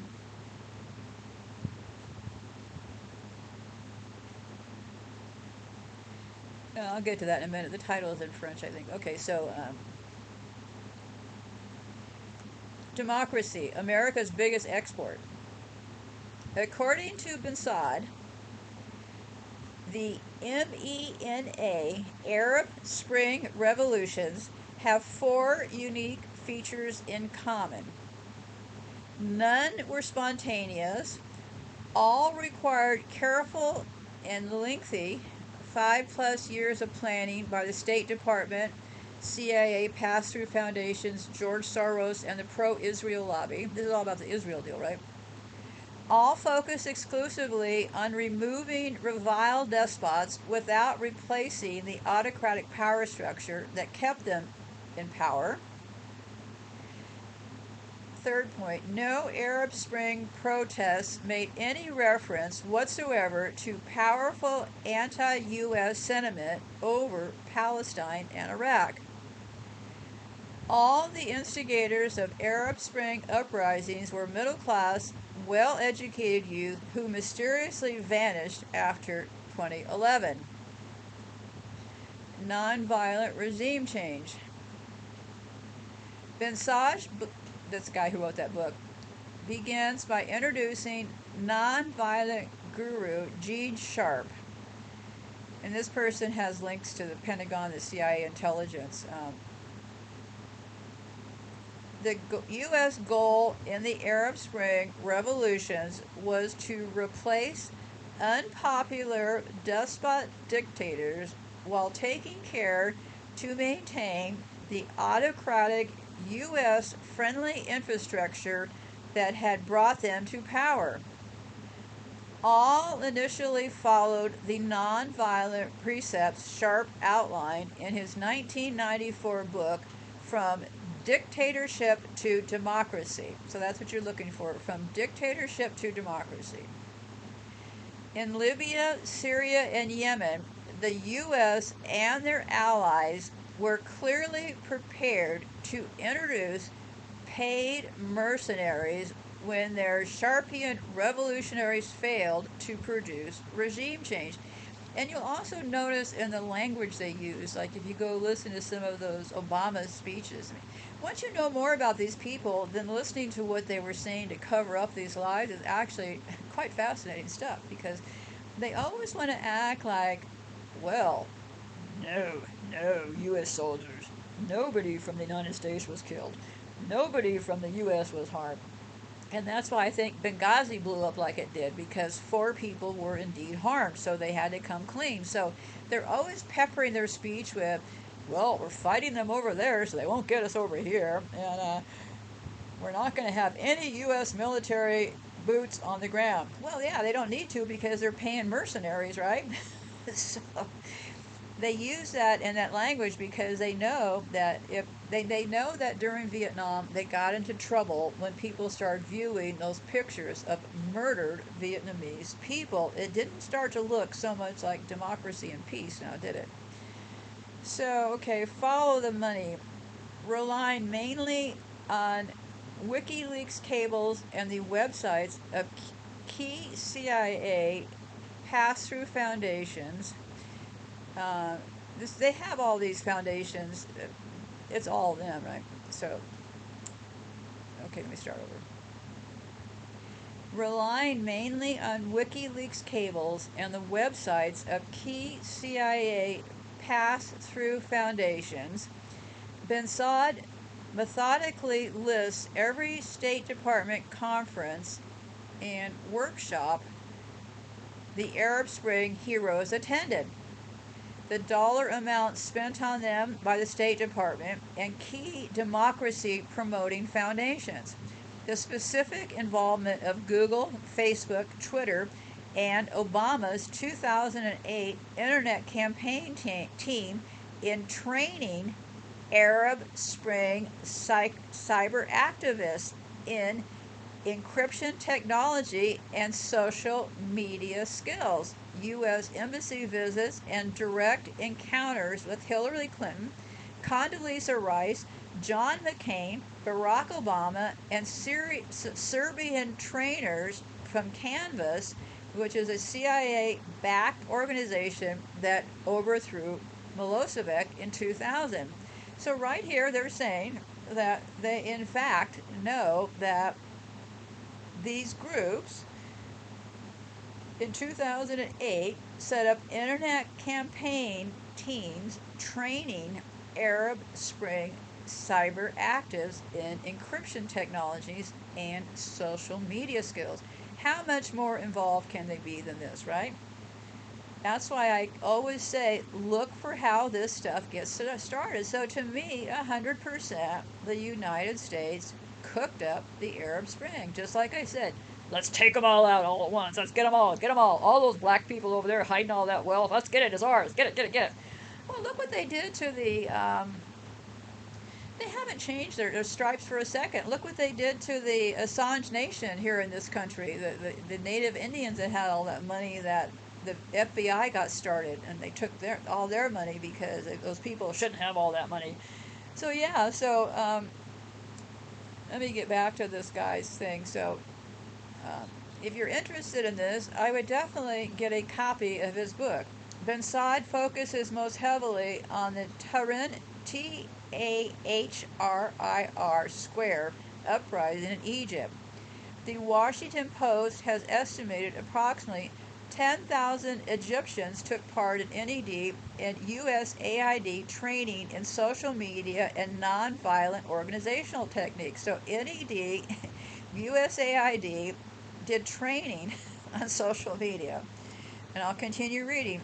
For me, the most astonishing information in this chapter concerned the role of an Egyptian exile, a former Egyptian policeman named Omar Afif Souleymane, in coordination with Tahrir Square protests from his office in Washington, D.C. So NED paid this Souleymane person a yearly stipend of $200,000 between 2008 and 2011. So I think this book is pretty well documented. This was titled When Nonviolence Fails. In the section on Libya, Ben Saad zeroes in on 11 key U.S. assets who engineered the overthrow of Gaddafi.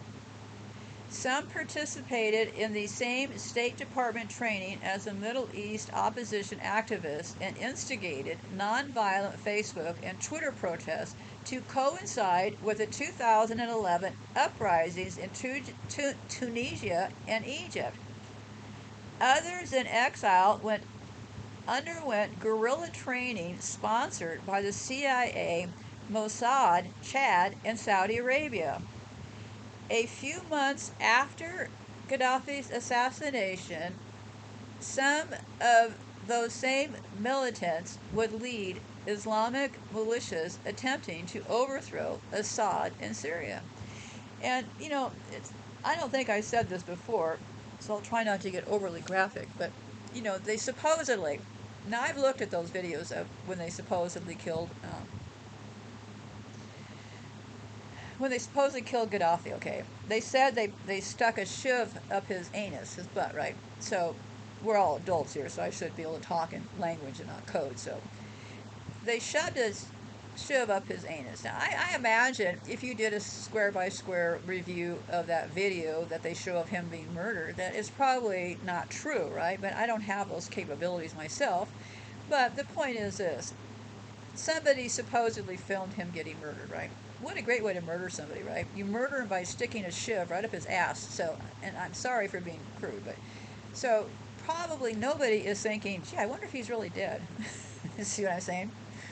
Because they sit around these rooms when they're developing this script and they come up with this stuff, right? So I think the act that they came up with to stick that thing up his butt, well, that probably proved to be pretty effective in getting everybody to think that he's really dead, because I don't believe for a second that he's really dead. I don't believe that they really killed him, because this is part of their plan and how they operate. So, yeah, so they said that happened, right?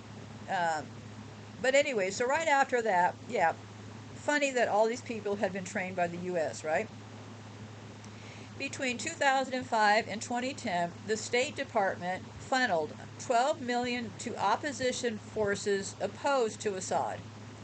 The U.S. also financed Syrian exiles in Britain to start an anti-government cable TV channel they beamed into Syria.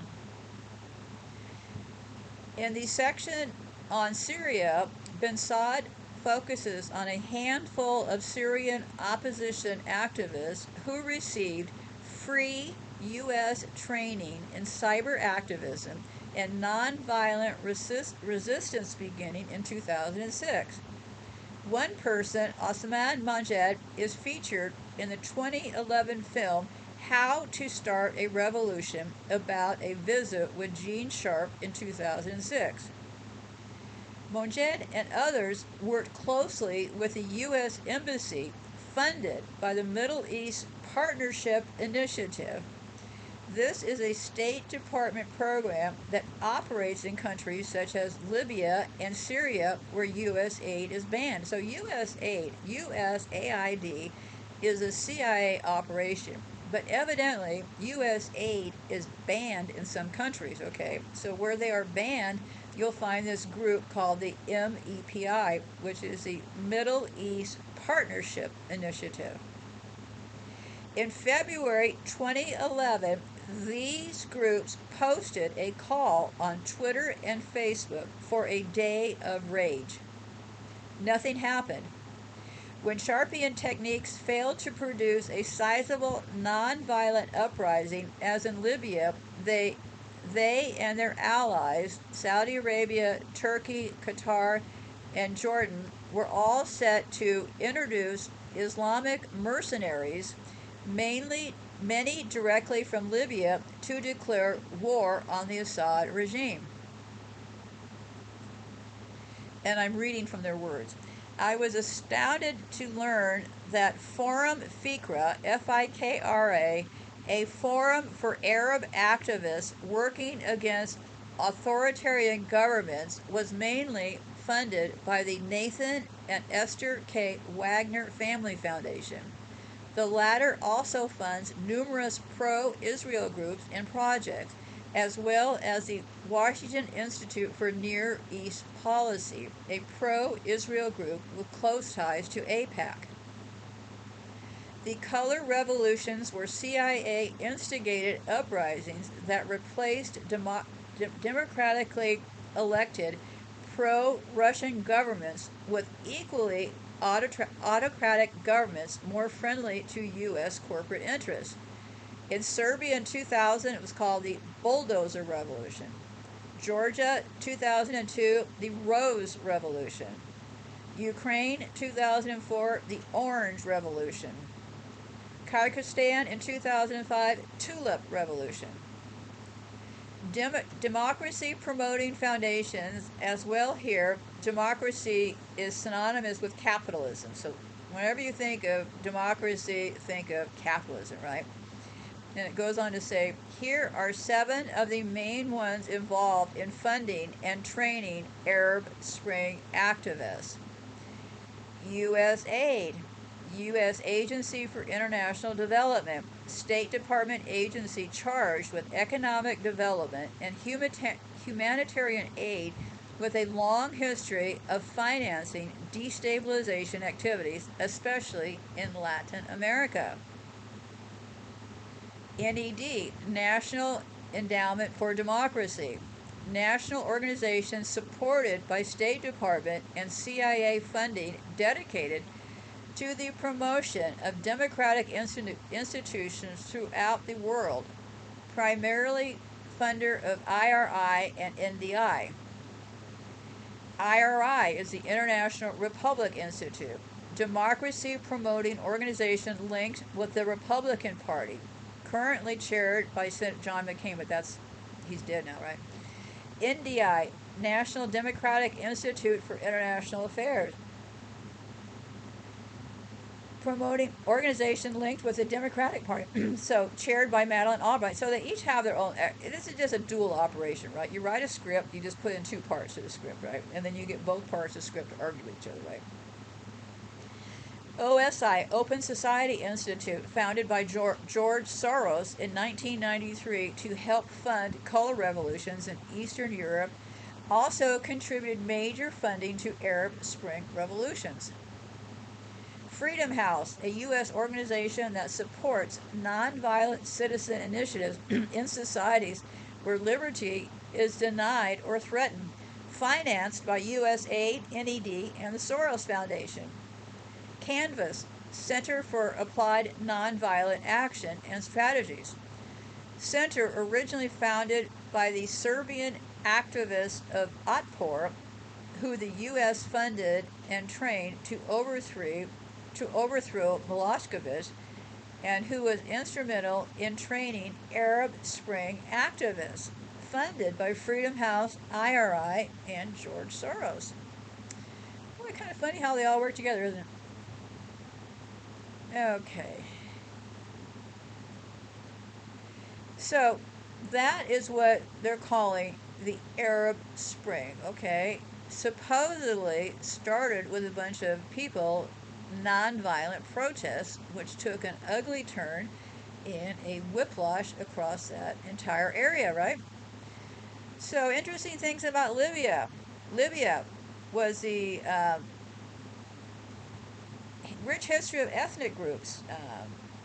The Berbers, indigenous Berbers, and the Amazigh people, Amazigh people. Um, so, for most of their history, they say they were varying degrees of foreign control from Europe, Asia, and Africa. Okay, the history, this is what we're going to be looking at, okay. The history of Libya comprises of six distinct periods: ancient Libya, the Roman era, the Islamic era, Ottoman rule, Italian rule, and the modern era. I've been looking more into the Italian, okay, because I don't believe the Ottoman rule was even true. So, got to pick a point to start, right? What I found interesting, the two places so far, we have Libya and we have, what's that, Ethiopia, both founded by Italy, right?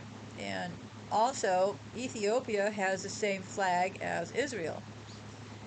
So, Italy was in here, called Italian Libya. Imagine that. Italy was there, right? Italy just happened to be there. From 1912 to 1927, the territory of Libya was known as Italian North Africa. From 1927 to 1934, the territory was split into two colonies: Italian Cuernavac and Italian Tripoli, run by Italian governors. Some 150,000 Italians settled in Libya, constitute roughly 20% of the total population. In 1934, Italy adopted the name Libya, used by the Greeks for all of North Africa except Egypt, as the official name of the colony. So by then they said it was made up of 3 provinces. So, and then they started having these resistances, right?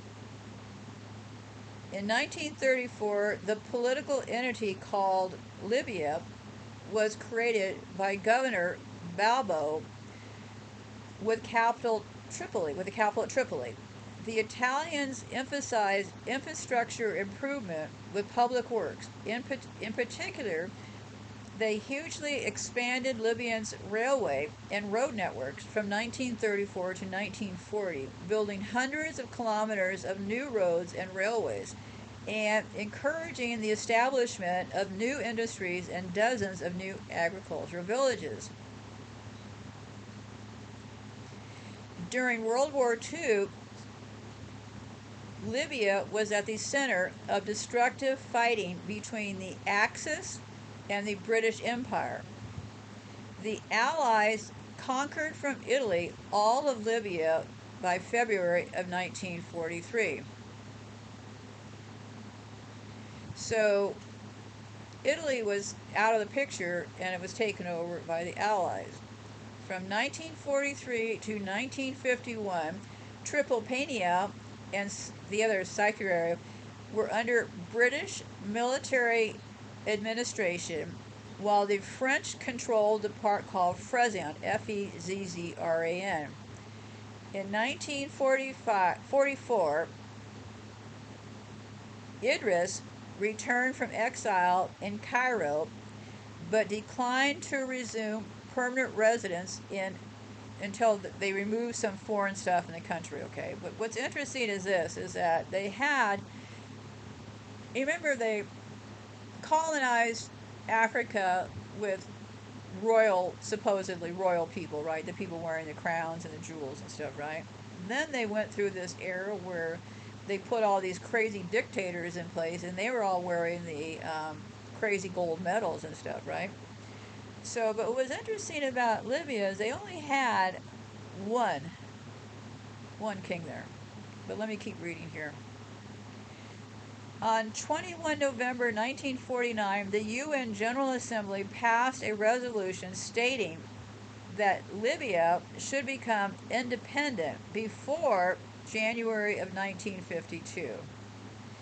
So, on December 1951, Libya declared its independence as the United Kingdom of Libya, a constitutional and hereditary monarch under the King Idris, Libya's only monarch. So they declared freedom from this monarch.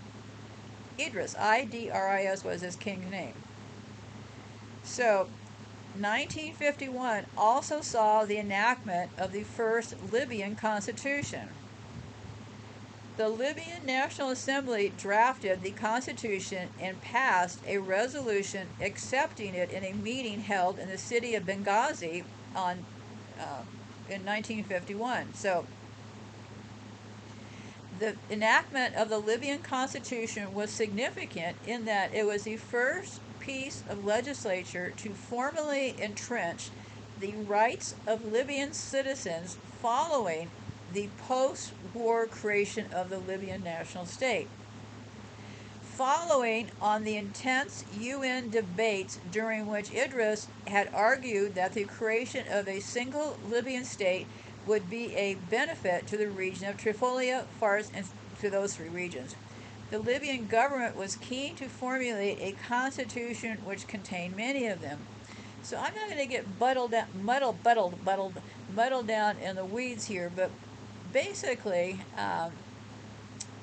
that was kind of the Cliff Notes version of what happened, okay? They had this king in place, okay?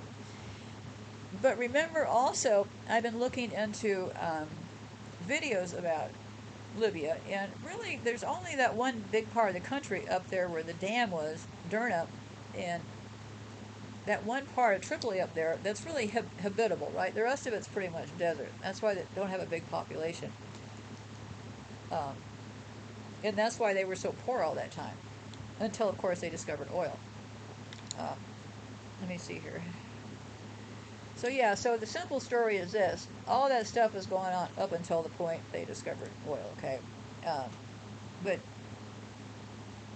supposedly, I don't think they discovered oil. I think they discovered oil after Gaddafi took over. So let me stick with this part of the story, okay? So, and it's always, to me, this is my conclusion, the same patterns, right? Kind of like Ho Chi Minh and that Pot Paul, that dangerous person that did all those atrocities in Cambodia. They all follow the same pattern, right? They're local people, go away, get education, come back, overthrow things, right? So, on 1 September 1969, a small group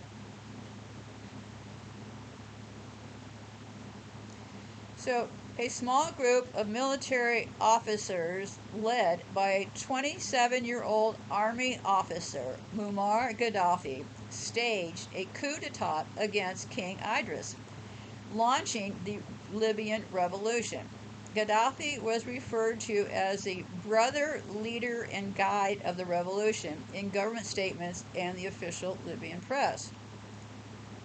So, and Gaddafi, I'll just tell you give you a few points here. What happened was Gaddafi came up with this 5-point addresses, and he came up with what he called the Green Book. And I would encourage you to look more into it. So anyway, so basically what happened was that, where was the oil?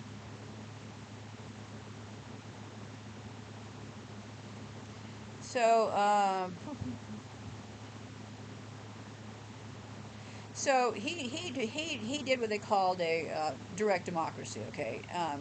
Later that same year, Libya and Egypt fought a 4-day battle known as the Libyan-Egyptian War. Both nations referred to a ceasefire, and the whole interaction between them all is really not important to the point right here because, let me see here. So, this is where the money comes in, okay? It's interesting. Gaddafi comes in, right? Then they find the oil. I'll get the exact date of the oil, but they were so poor back then they were getting aid, right? Um, so much of the country's incomes from oil, which soared in the 1970s, spent on arms purchases, and then they did some strikes on Gaddafi in 1986. The U.S. did, and Libya was accused of the 1988 bombing of the Pan American flight over Lockerbie. So, and then there was another bombing of another flight over Chad and Niger. So that in a lot of our minds, at least in my mind, it probably put into my mind in 1988, hearing about these bombings, that, well, the Libya people, not very nice people, right? So I think they probably did these bombings to psychologically put into our brains that these people are bombing people in planes and they're pretty ruthless and all that kind of stuff, right? So they say that Gaddafi financed various other groups from anti-nuclear movements. See, we're back here with all this anti-nuclear and this communism stuff. You start to see a pattern here.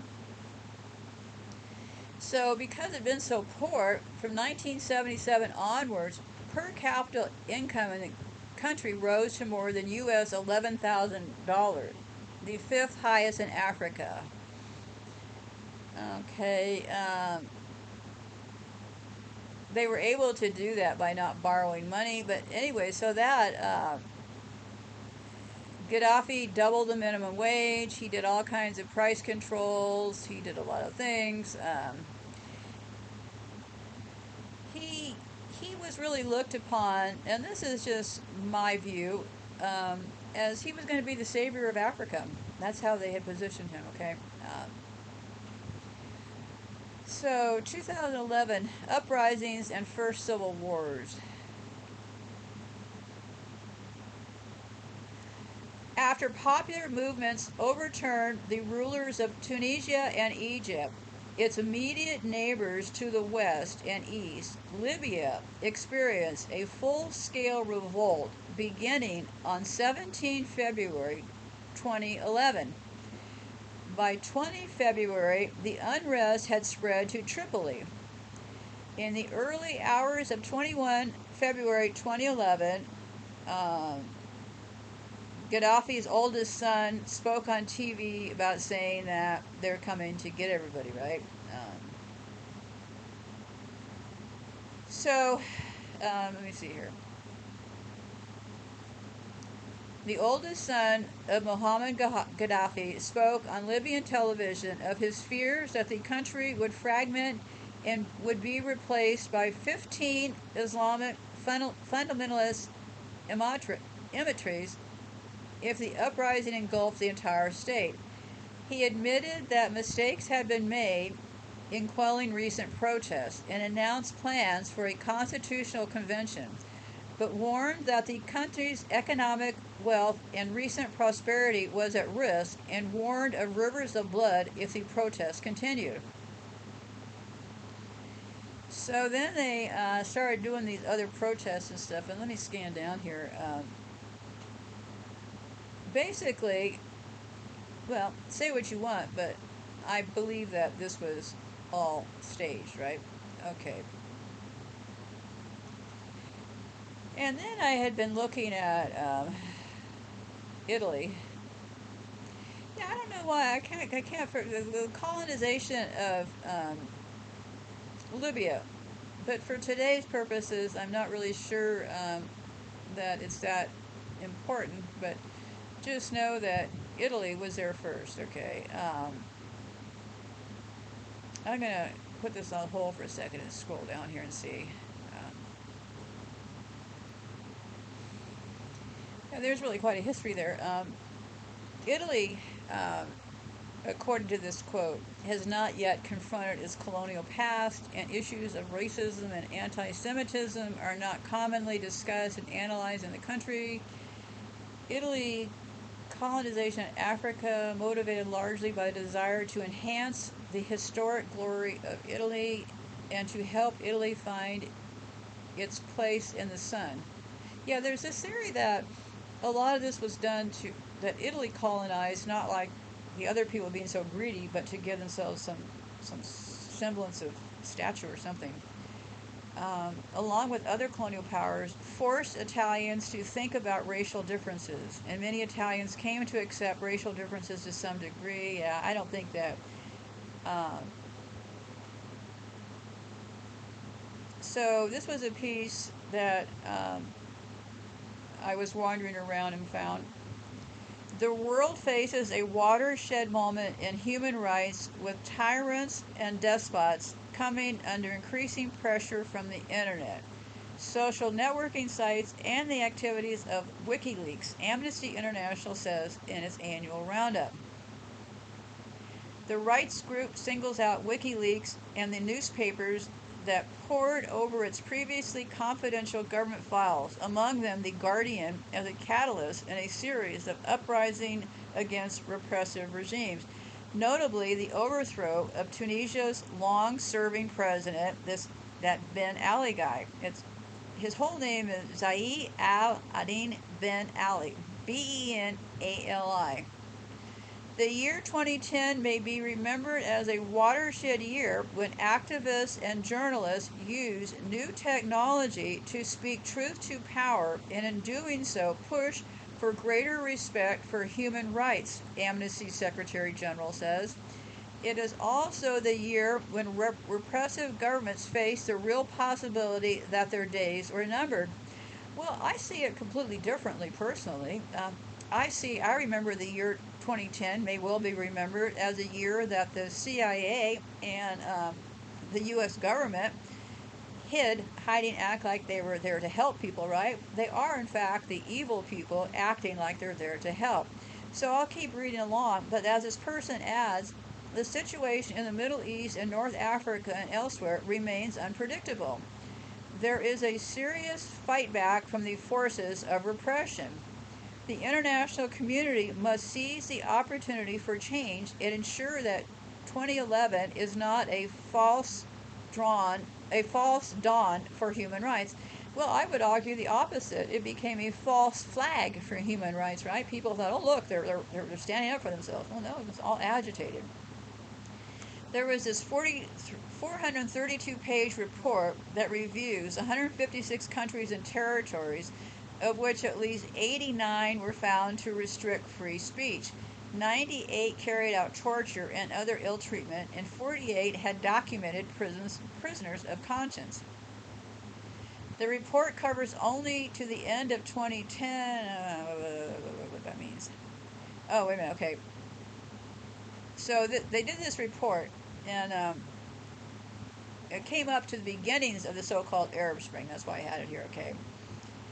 So, because that Ben Ali person was not deposed until mid-January. However, subsequent uprisings in Egypt, Libya, Syria, Yemen, and Bahrain, many spread via mobile phones and social networking, reinforcing Amnesty's message about the importance of technology and communications. But see, what's interesting to me is none of these people are seeming to consider that this technology was polluted from the beginning, right? I'll continue reading. Leveraging this information, political activists use new communication tools now easily available on mobile phones and on social networking sites to bring people to the streets to demand accountability. One example highlighted by Shetty was Tunisia, where WikiLeaks revelations about Ben Ali's corrupt regime combined with rapidly spreading news of the self-immolation of a disillusioned young man, Mohammed, to spark major protests. The report also highlights the importance of new technology elsewhere, for example, China, where my father is Li Gang, the cry of senior policeman's son after he killed a young woman while drunk driving became a euphemism on China's tightly controlled internet space for rife nepotism. I guess some guy in China got caught killing somebody and he yelled out, "My father is Li Gang." Similar empty chair took place. Okay. Not since the end of the Cold War have so many repressive governments faced such a challenge to their stranglehold on power. The demand for political and economic rights spreading across Middle East and North Africa is dramatic proof that all rights are equally important and a universal demand. In the 50 years since Amnesty International was born to protect the rights of people detained for their peaceful opinions, there has been a human rights revolution. The call for justice, freedom, and dignity has evolved into a global demand that grows stronger every day. The genie is out of the bottle, and the forces of repression cannot be put back. Well, sounds pretty good now, doesn't it? I found another little interesting piece here about all these youth movements. The United States government is believed to have utilized a program called the Alliance of Youth Movement Summit, founded by a close Hillary Clinton advisor, to provide networking opportunities for an activist plotting to overthrow Egyptian leader Mubarak several years before the Arab Spring protests that led to widespread regime change. So yeah, there was this movement, and like I said, always keep looking for the beginning. So before all this stuff happened, there was this group called the Alliance of Youth Movement Summit, cooked up by Hillary Clinton, and the U.S. supported Muslim Brotherhood, later briefly ruled Egypt. So yeah, I guess, anyway. And also pre-Clinton. On November the 18th, 2008, 2 weeks before Barack Obama was elected U.S. President, the U.S. State Department announced the first Alliance of Youth Movement Summit at Columbia Law School in New York City. A permanent group called the Alliance of Youth Movements, or AYM, was developed by summit leaders after the first summit convened. Bush State Department official Jared Cohen, listed as the international press contact for the summit, described some goals of the conference before it convened in December. So this Dr.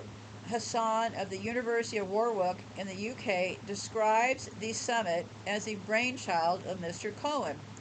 And Mr. Cohen is the guy from Columbia who was there before Obama, okay? Cohen, who advised former Secretary of State Condoleezza Rice and then served as a close advisor to Hillary Clinton, is perhaps indicative of the overlap between the Bush and Clinton foreign policy establishment.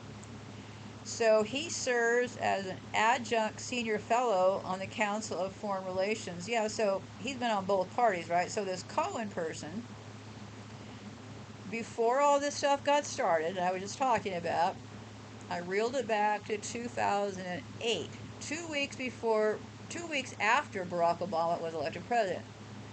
Barack Obama was completely cooked up, okay? And if you go look at that page where I have all the transgender elites, because I dug up so much information about the Obamas, if you scroll to the end of that page, you'll find all the Obama lies. I mean, it is something else, right? I mean, those kids that they say are the Obama daughters are really the kids of one of their friends. I mean,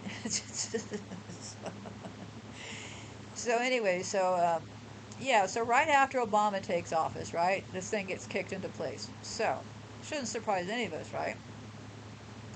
And also, this Cohen person had served under Condoleezza Rice and also under Clinton. Gee, it's almost kind of like this stuff just keeps moving along, doesn't it? So, I found this quote by Cohen in a 2008 summit, and it said, "We are seeing movements across the world we are seeing movements across the world use a diverse set of technologies. The simplest is television, where we are seeing groups that have the means put their videos and images on screens in the form of commercials. But we are seeing a lot of activities using mobile phones and the internet. With mobile phones, there is a tactic called smart mobbing, where mobile phones are used to assemble young people around a cause. On the internet, we are seeing online social networks like Facebook, MySpace, Bebo, and Orkut service as important forums for young people to assemble together, build a cause, a mission, and organize events. According to confidential dispatches from the U.S. Embassy in Cairo, the U.S. government enabled an anti-Mubarak a an anti-Mubarak Egyptian activist to attend the summit, introduced him to U.S. government officials, and kept in contact with him after he returned to Egypt. The activist stressed to the U.S. that the Muslim Brotherhood was interested in removing Mubarak from power. There was this dispatch from 2008. So the dispatch from 2008 said the Alliance of Youth Movements on Capitol Hill and with think tanks, he described how state security detained him at the Cairo airport upon his return and confiscated his notes for the summit presentations calling for democratic change in Egypt. So yeah, I think that that's how the plot worked, right? Get all these young people together, show them these phones, and hey, look. And they would have gotten a lot of us who were not on the devious side of things to help them, right? So here was another cable. So this other person had this cable talking about he could meet all these activists. So yeah, it's all there. I mean, this stuff was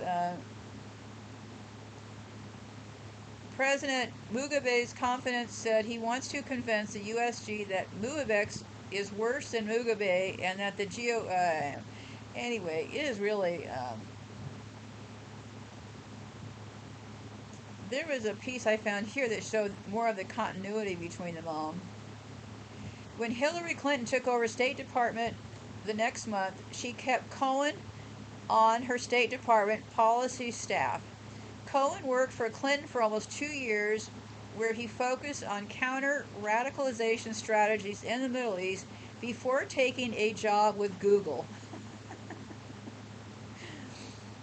One speaker bio describes him as a close advisor to both Secretaries of State Condoleezza Rice and Hillary Clinton, where he was not only the youngest member of policy planning in history, but also one of the few appointees kept on in both administrations. After Clinton took office, her State Department sponsored the next Alliance of Youth Movement Summit in Mexico City in 2009.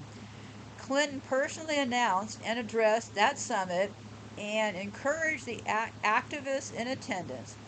She also became the face of the 21st Century Statecraft initiative spearheaded by Cohen.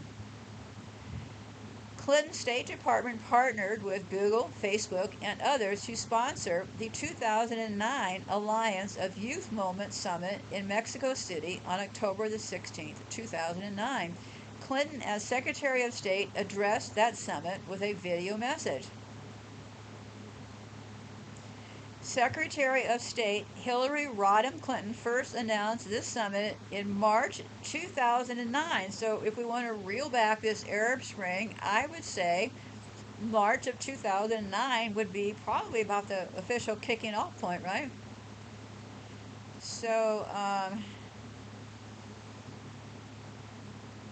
Clinton's address to this summit called for its citizen activists to learn how to foment change in their home countries.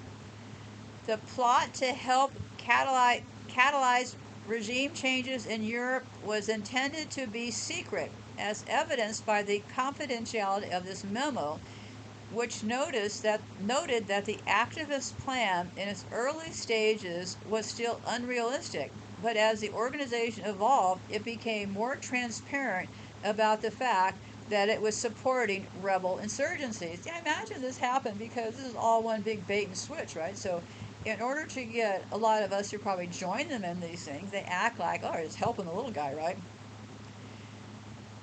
The Alliance for Youth Movements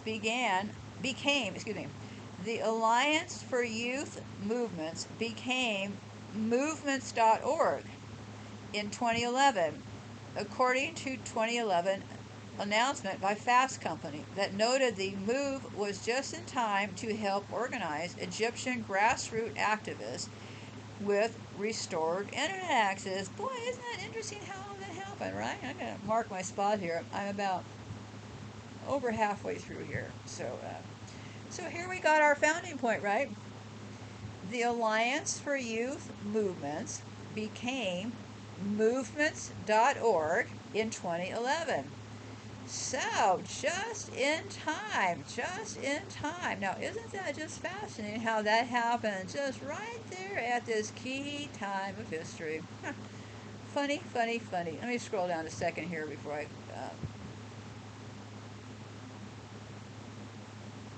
A spokesman for the Muslim Brotherhood confirmed that the Islamist group took part in the revolution, saying, "We participated with everyone else. The Muslim Brotherhood's political party won a plurality of parliament seats in November of 2011. Its candidate, Mohammed Morsi, was elected president and served from June 2012 until his downfall a little more than a year later in July 2013's military coup. Secretary Clinton subsequently visited Egypt to publicly support Morsi, saying, "I have come to Cairo to reaffirm the strong support of the United States for the Egyptian people and their democratic transition. We want to be a good partner and we want to support the democracy that has been achieved by the courage and sacrifice of the Egyptian people." After his downfall, Morsi was convicted of ordering the arrest and torture of protesters, according to Al Jazeera, which noted the deaths of at least 817 protesters in Cairo at the hands of the Muslim Brotherhood forces. Morsi was sentenced to 20 years in prison in Egypt in 2015.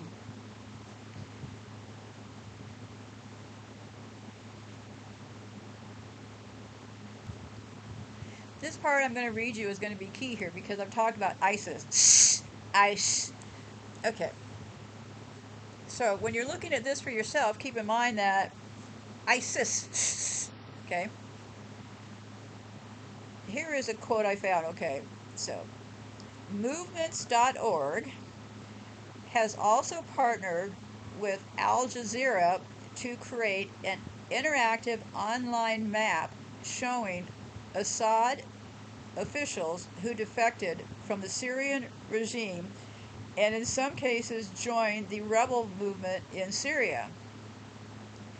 Mrs. Clinton is now under fire from Republican presidential candidate, this is from a few years ago, Donald Trump, for her policies at the State Department, which Trump claimed led to the creation of the Islamic State. Islamic State is IS. Breitbart News reported that she was sent a confidential memo stating Obama administration's support for Al-Qaeda in Iraq, which later split from the larger Al-Qaeda organization to become IS. Mrs. Clinton also sat on the board of a Clinton Global Initiative corporate partner that allegedly made payments to ISIS in Syria. And don't forget that the Clintons were running and are still running that Clinton Global Initiative that God knows I wouldn't have the time to get into all of that. They're basically taking kickbacks from people, okay? This country is a mafia organization, okay? So, Clinton sat on the board of a group run by her Clinton Global Initiative that allegedly made payments to ISIS in Syria. Now, Clinton's sponsorship of the Alliance of Youth Movement Summit could prove more fuel for Trump's Middle East-based fuel line of attack. The State Department and the Hillary Clinton campaign did not return requests for comments on this report. So, movements.org, okay? Here's 10 things about, I watched a whole bunch of those, 10 things you don't know about Gaddafi. He was supposedly the son of a farmer. Gaddafi was born in a tent in the Libyan desert. He proved a talented student and graduated from the University of Libya in 1963.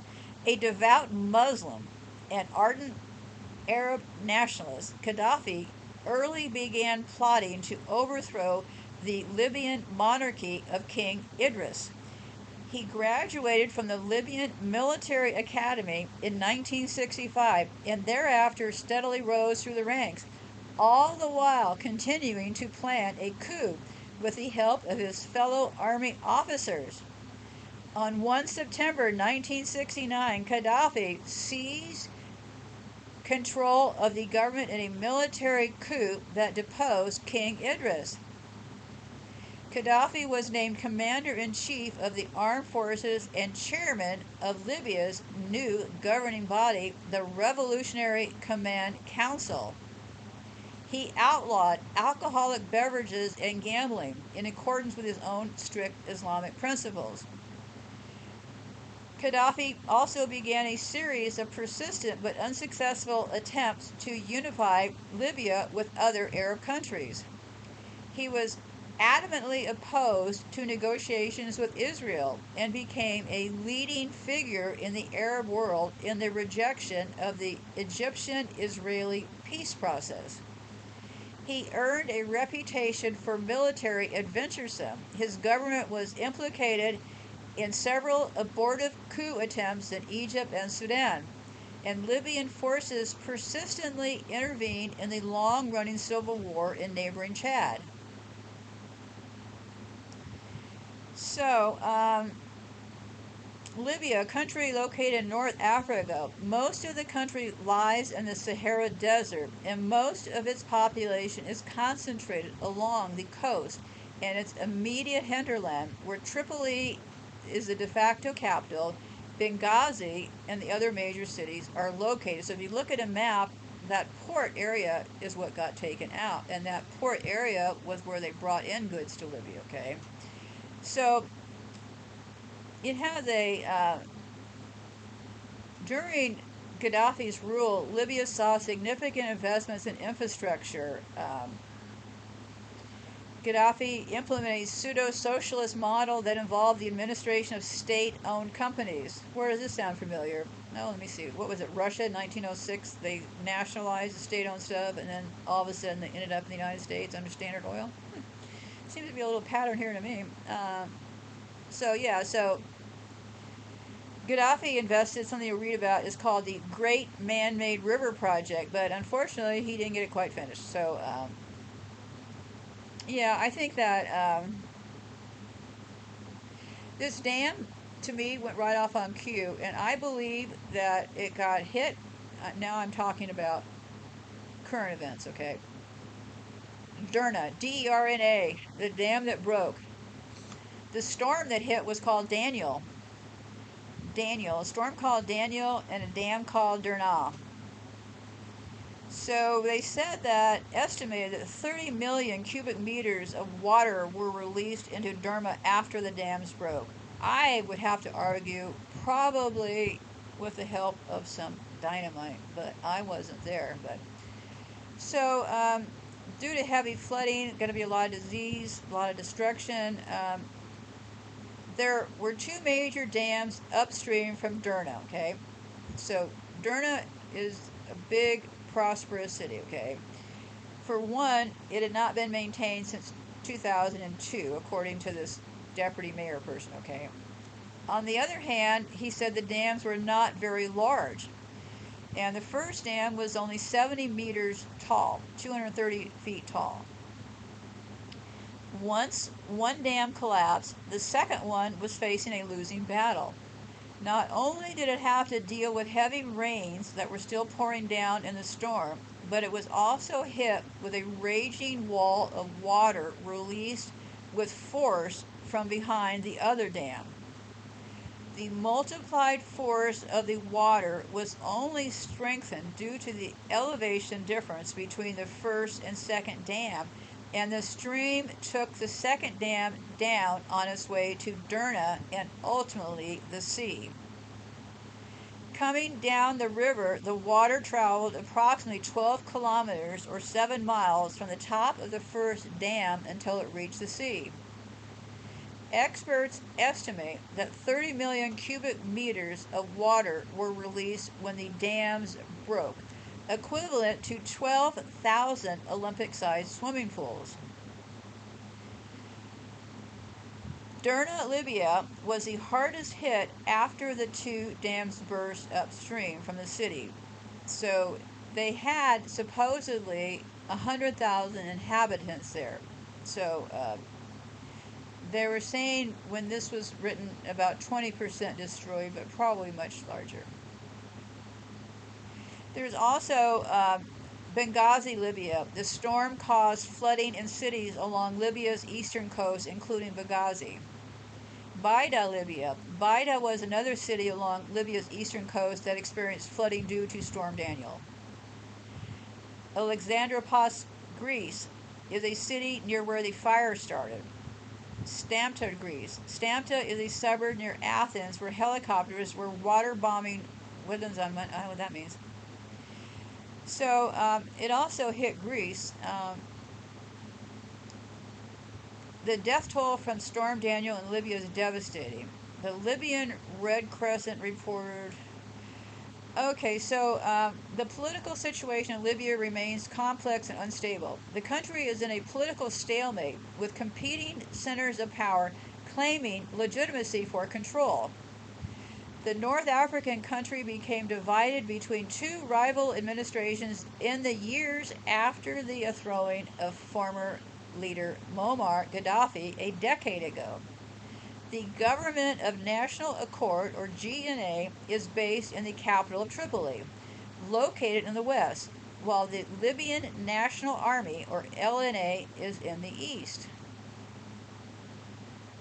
Despite relative calm in recent years, tensions have been simmering following the failure to hold a long-awaited elections last December and the refusal of incumbent Prime Minister Abdul Dibini to step down. There was this person who was appointed Prime Minister. The ongoing stalemate and continued delays in implementing the electoral process pose a growing threat to security and around Tripoli and potentially to all Libyans. The United Nations has been urging Libyans' action to resolve the ongoing impasse and seek a consensual pathway to assembly. Well,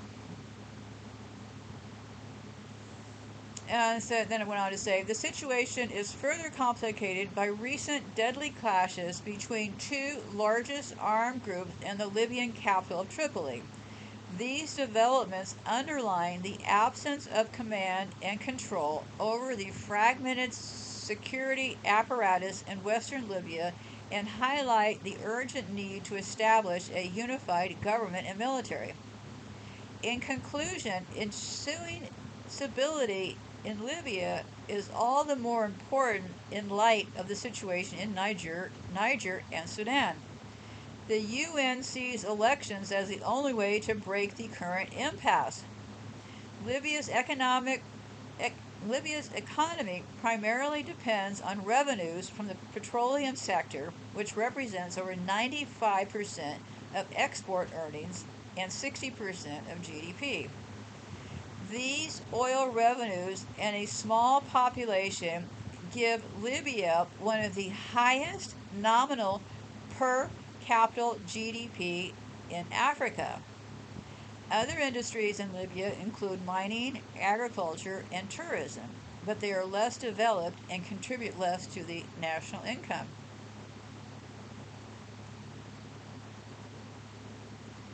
Libya has become poor due to four overlapping shocks: an intensifying conflict that suffocates economic activity, the closure of oil fields that puts the country's major income generating activity largely on hold, decreasing oil prices that reduce income from oil production for surviving fields, and the COVID-19 pandemic.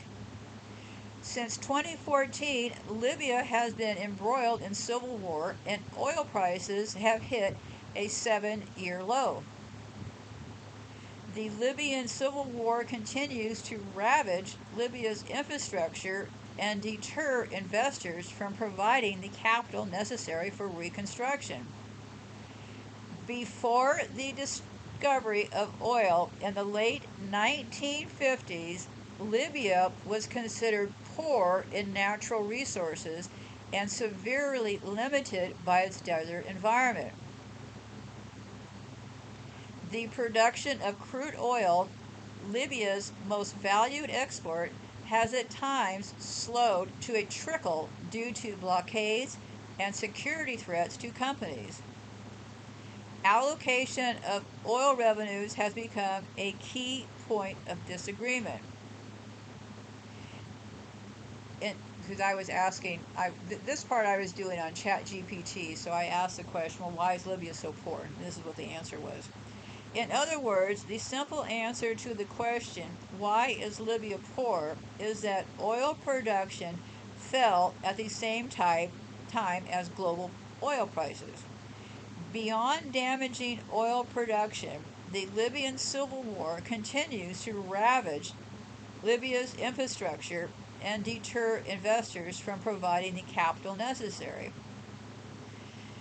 So yeah, I don't know. Evidently, they had funded all this on their own all this time, and whether it matters or not, I don't know. But the only time they did an outside investment out of Libya was they financed a Italian car company. In 1977, the Italian car giant Fiat was struggling. On the hunt for investment, it obtained $400 million from Libya, the country's first such major investment. A concrete example of that lack of public investment is the dams in Derna, which failed catastrophically. Speaking to Al Jazeera on Tuesday, Derna's deputy mayor, Ahmed Madrad, said that the dams had not been properly maintained since 2002. That means that both the government of Libya's former longtime dictator, Muammar Ghaddafi, and the administration that came after he was overthrown in a revolution in 2011 had failed to ensure the upkeep of vital infrastructure. Last year, a paper from researchers at Omar University warned that the two dams needed urgent attention, pointing out there was a high potential for flood risk. Yeah, so those dams, right? I hate to say it, but China is now almost completely underwater. I think that's all I have to say about this. They have, it's a basic plan, okay? They write this story, okay? They come up with the characters, and then as the characters shift and chaos ensues, they just come up with different titles for things, right? Because it appears to me that this is indeed a script. We're on some sort of game board, and the evil psychopaths that have taken force are pretty bad. And I'll close you with this. I'm kind of worn out now. I'll close you with this. It's just interesting. Because I think what they did was they just said they sent a bunch of convoys to Benghazi, and I think some rioting broke out, and some U.S. people got killed, and then the chaos ensued, right? I'm going to read you a little bit of this Obama's text, just because I want to emphasize the words, okay? This is Obama's speech on Libya. A responsibility to act. March 28th, 2011. Tonight, I'd like to update the American people on the international effort that we have to lead in Libya. We just had to do that. What we've done, what we plan to do, why this matters to us. I want to begin by paying a tribute to our men and women in uniform who once again have acted with courage, professionalism, patriotism. They have moved with incredible speed and strength. Because of them and our dedicated diplomats, diplomats or gossip hounds, right? Because of them and our dedicated diplomats, a condition has been forged and countless lives have been saved. Meanwhile, as we speak, our troops are supporting our ally Japan, leaving Iraq to its people, stopping the Taliban's movement in Afghanistan, and going after Al Qaeda all across the globe. As Commander-in-Chief, I'm grateful to our soldiers, sailors, and airmen, Marines, Coast Guards, Guards and their families. I know all Americans share in that sentiment. Yes, we are grateful to those people. We just don't like the piece of shit psychopaths running this place, right? For generations, the United States of America has played a unique role as an anchor of global security and as an advocate for human freedom. Mindful of the risks and costs of military action, we are naturally reluctant to use force to solve the world's many challenges. But when our interests and values are at stake, we have a responsibility to act. That's what happened in Libya over the course of these last 6 weeks.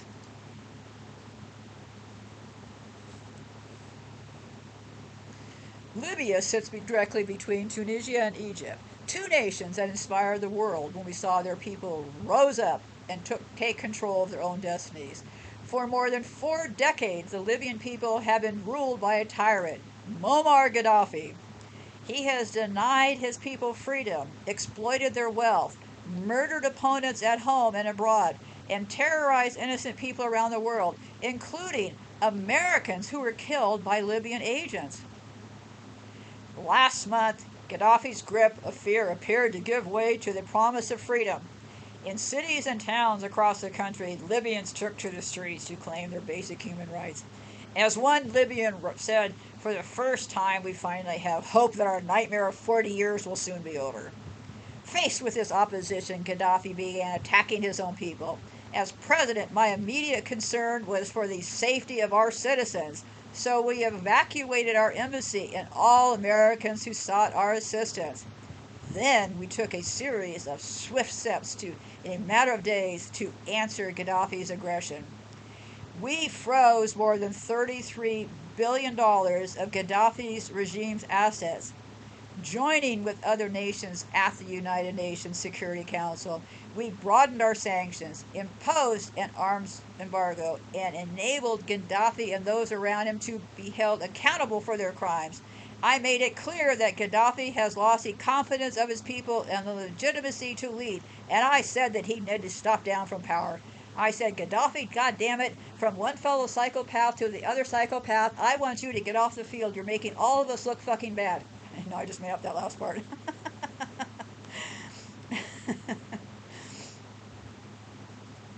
In the face of the world's condemnation, Gaddafi chose to escalate his attacks, launching a military campaign against the Libyan people. Innocent people were targeted for killing. Hospitals and ambulances were attacked. Journalists were arrested, sexually assaulted, and killed. Supplies of food... Wait a second again. I'm right in the middle of a good part, and somebody's got to walk past me here. Oh, wait a second. Almost... I gotta... If he gets my... he was sleeping next to me, Marcos was, so he almost got my... if he gets my cord that connects to my microphone, we're all done. Okay, let me take a second here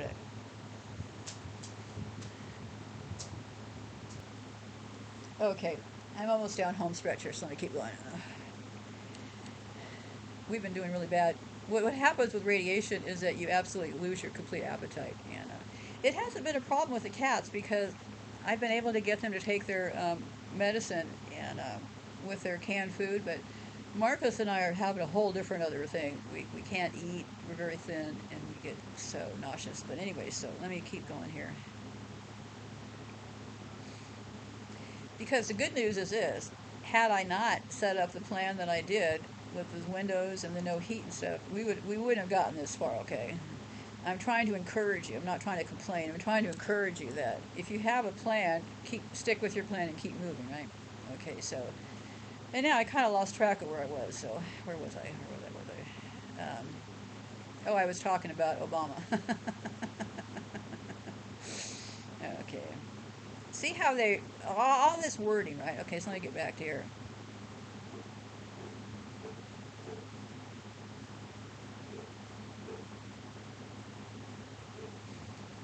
Okay. Okay, I have where I was. Okay.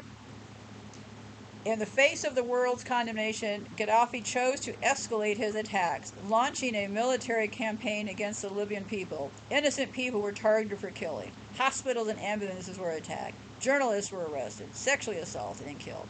Supplies of food and fuel were choked off. Water for hundreds of thousands of people in Missouri were shut off. Cities and towns were shelled, and mosques were destroyed, and apartment buildings reduced to rubble. Military jets and helicopter gunships were unleashed upon people who had no means to defend themselves against assaults in the air. Confronted by this brutal regime in a looming humanitarian crisis, I ordered warships into the Mediterranean. European allies declared their willingness to commit resources to stop the killing. See how they always come up with these solutions, right? The solutions, I don't know, to me... To me, their solutions always end up appearing more deadly, right? But you'll have to decide for yourself, because I don't know. I've looked around a lot in these countries, and it looks to me like murder has never stopped, and murder is going to keep going until... Wouldn't it be kind of funny if people could revolt against them and take them down with something as simple as, oh, I don't know, maybe lasers and get rid of those cameras and stuff? This is a big bluff and fluff game, okay? I didn't say fuck, I said fluff. In case you're wondering, was I swearing again? No, I said fluff. Fluff. What's happening with the radiation is that my teeth are falling out of my mouth, so I have a difficult time. That's why I have to concentrate to enunciate words, because when you start losing your teeth, you have a harder time pronouncing words. So I didn't say fuck, I said front. Okay, so here's how he whipped into action, okay? Confronted by this brutal repression and a looming humanitarian crisis, I ordered warships. So, at my direction, America led an effort. See, this is where we got the evidence, right? So, obviously, if we're looking for evidence about who started all this, it was, in fact, the United States. Barack Obama is saying it right here in this speech. He says, so at my direction, America led an effort with our allies at the United Nations Security Council to pass a historic resolution that authorized a no-fly zone to stop the regime's attacks from the air and further authorize all necessary measures to protect the Libyan people.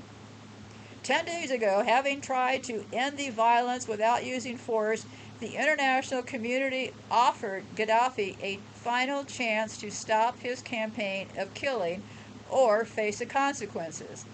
Rather than stand down, his forces continued their advances, bearing down on the city of Benghazi, home to nearly 700,000 men, women, and children who sought their freedom from fear. At this point, the United States and the world faced a choice. Gaddafi declared he would show no mercy to his own people. He compared them to rats and threatened to go door to door to inflict punishment. In the past, we have seen him hang civilians in the streets and kill over 1,000 people in a single day. Now we saw a regime forces on the outskirts of the city. We knew that if we waited one more day, Benghazi, a city the size of Charlotte, would suffer a massacre that would have reverberated across the region and stained the conscience of the world. It was not in our national interest to let that happen. I refused to let that happen. And so 9 days ago, after consulting the bipartisanship leadership of Congress, I authorized military action to stop the killing and enforce UN Security Council Resolution 1973. We struck regime forces approaching Benghazi to save that city and the people within it. We hit Gaddafi's troops in neighboring Abaya, allowing the opposition to drive them out. We hit Gaddafi's air defenses, which paved the way for a no-fly zone. We targeted tanks and military assets that had been choking off towns and cities, and we cut off much of their food supply. And tonight I can report that we have stopped Gaddafi's deadly advance. In this effort, the United States has not acted alone. Instead, we have been joined by a strong and growing coalition.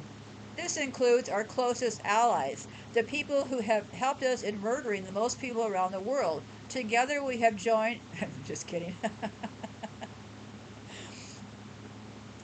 This includes our closest allies, nations like the United Kingdom, France, Canada, Denmark, Norway, Italy, Spain, Greece, and Turkey, all of whom have fought by our sides for decades. And it includes Arab partners like Qatar and the United Arab Emirates, who have chosen to meet their responsibilities to defend the Libyan people. To summarize, then, in just 1 month, the United States has worked with our international partners to mobilize a broad coalition, secure an international mandate to protect civilians, stop an advancing army, prevent a massacre, and establish a no-fly zone with our allies and partners.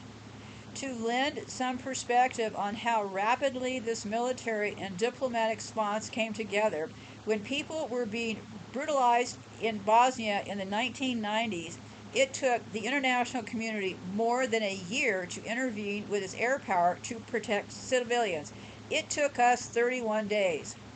Moreover, we've accomplished these objectives consistent with the pledge that I made to the American people at the onset of our military operations. I said that America's role would be limited, that we would not put ground troops into Libya, that we would focus our unique capabilities on the front end of the operation, and that we would transfer responsibility to our allies and partners. Tonight, we are fulfilling that pledge. Our most effective alliance, NATO, has taken command of the enforcement of the arms embargo and the no-fly zone. Last night, NATO decided to take on the additional responsibility of protecting Libyan civilians. This transfer from the United States, now remember, by him saying he's transferring this to NATO, he is in fact admitting full force that they did it, right? This transfer from the United States to NATO will take place on Wednesday. Going forward, the lead in enforcing the no-fly zone and protecting civilians on the ground will transition to our allies and partners, and I am fully confident that our coalition will keep the pressure on Gaddafi's remaining forces. In that effort, the United States will play a supporting role, including intelligence, logistical support, search and rescue assistance, and capabilities to jam regime communications.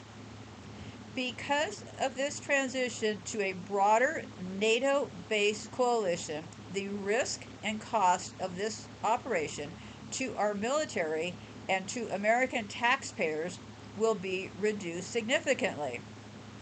So for those who doubted our capacity to carry out this operation, I want to be clear.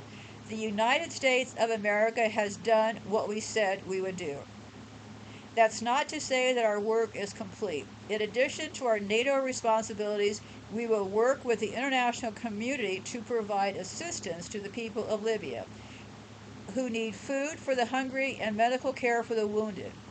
We will safeguard the more than $33 billion that was frozen from the Gaddafi regime so that it's available to rebuild Libya.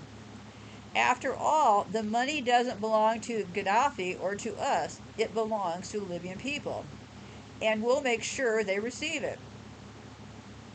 Tomorrow, Secretary Clinton will go to London, where she will meet with the Libyan opposition and consult with more than 30 nations. These discussions will focus on what kind of political effort is necessary to pressure Gaddafi, while also supporting a transition to the future that the Libyan people deserve. Because while our military mission is narrowly focused on saving lives, we continue to pursue the broader goal of a Libya that belongs not to a dictator, but to its people. Now, despite the success of our efforts over the past week, I know that some Americans continue to have questions about our efforts in Libya. Gaddafi has not yet stepped down from power, and until he does, Libya will remain dangerous. Moreover, even after Gaddafi does leave power, 40 years of tyranny has left Libya fractured and without strong civil institutions. The transition to a legitimate government that is responsive to the Libyan people will be a difficult task. And while the United States will do our part to help, it will be a task for the international community and, more importantly, a task for the Libyan people themselves. In fact, much of the debate in Washington has put forward a false choice when it comes to Libya. On one hand, some question why America should intervene at all, even in limited ways, in this distant land. They argue that there are many places in the world where innocent civilians face brutal violence at the hands of their government, and America should not be expected to police the world, particularly when we have so many pressing needs here at home. It's true that America cannot use our military wherever repression occurs. And given the costs and risks of intervention, we must always measure our interests against the need for action. But that cannot be an argument for never acting on behalf of what's right. In this particular country, Libya, at this particular moment, we were faced with the prospect of violence on a horrific scale. We had a unique ability to stop that violence, an international mandate for action, a broad coalition prepared to join us, the support of Arab countries, and a plea for help from the Libyan people themselves. We also had the ability to stop Gaddafi's forces in their tracks without putting American troops on the ground. To brush aside America's responsibility as a leader, and more profoundly, our responsibilities to our fellow human beings under such circumstances, would have been a betrayal of who we are. Some nations may be able to turn a blind eye to atrocities in other countries. The United States of America is different. As president, I refused to wait for the images of slaughter and mass graves before I took action.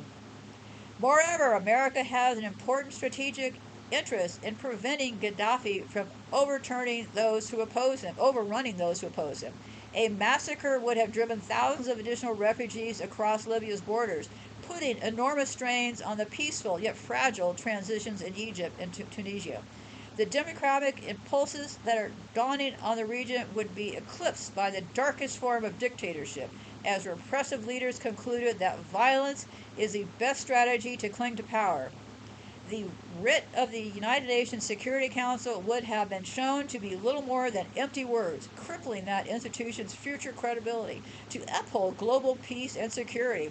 So while I will never minimize the costs involved in military action, I am convinced that a failure to act in Libya would have carried a far greater price for Americans.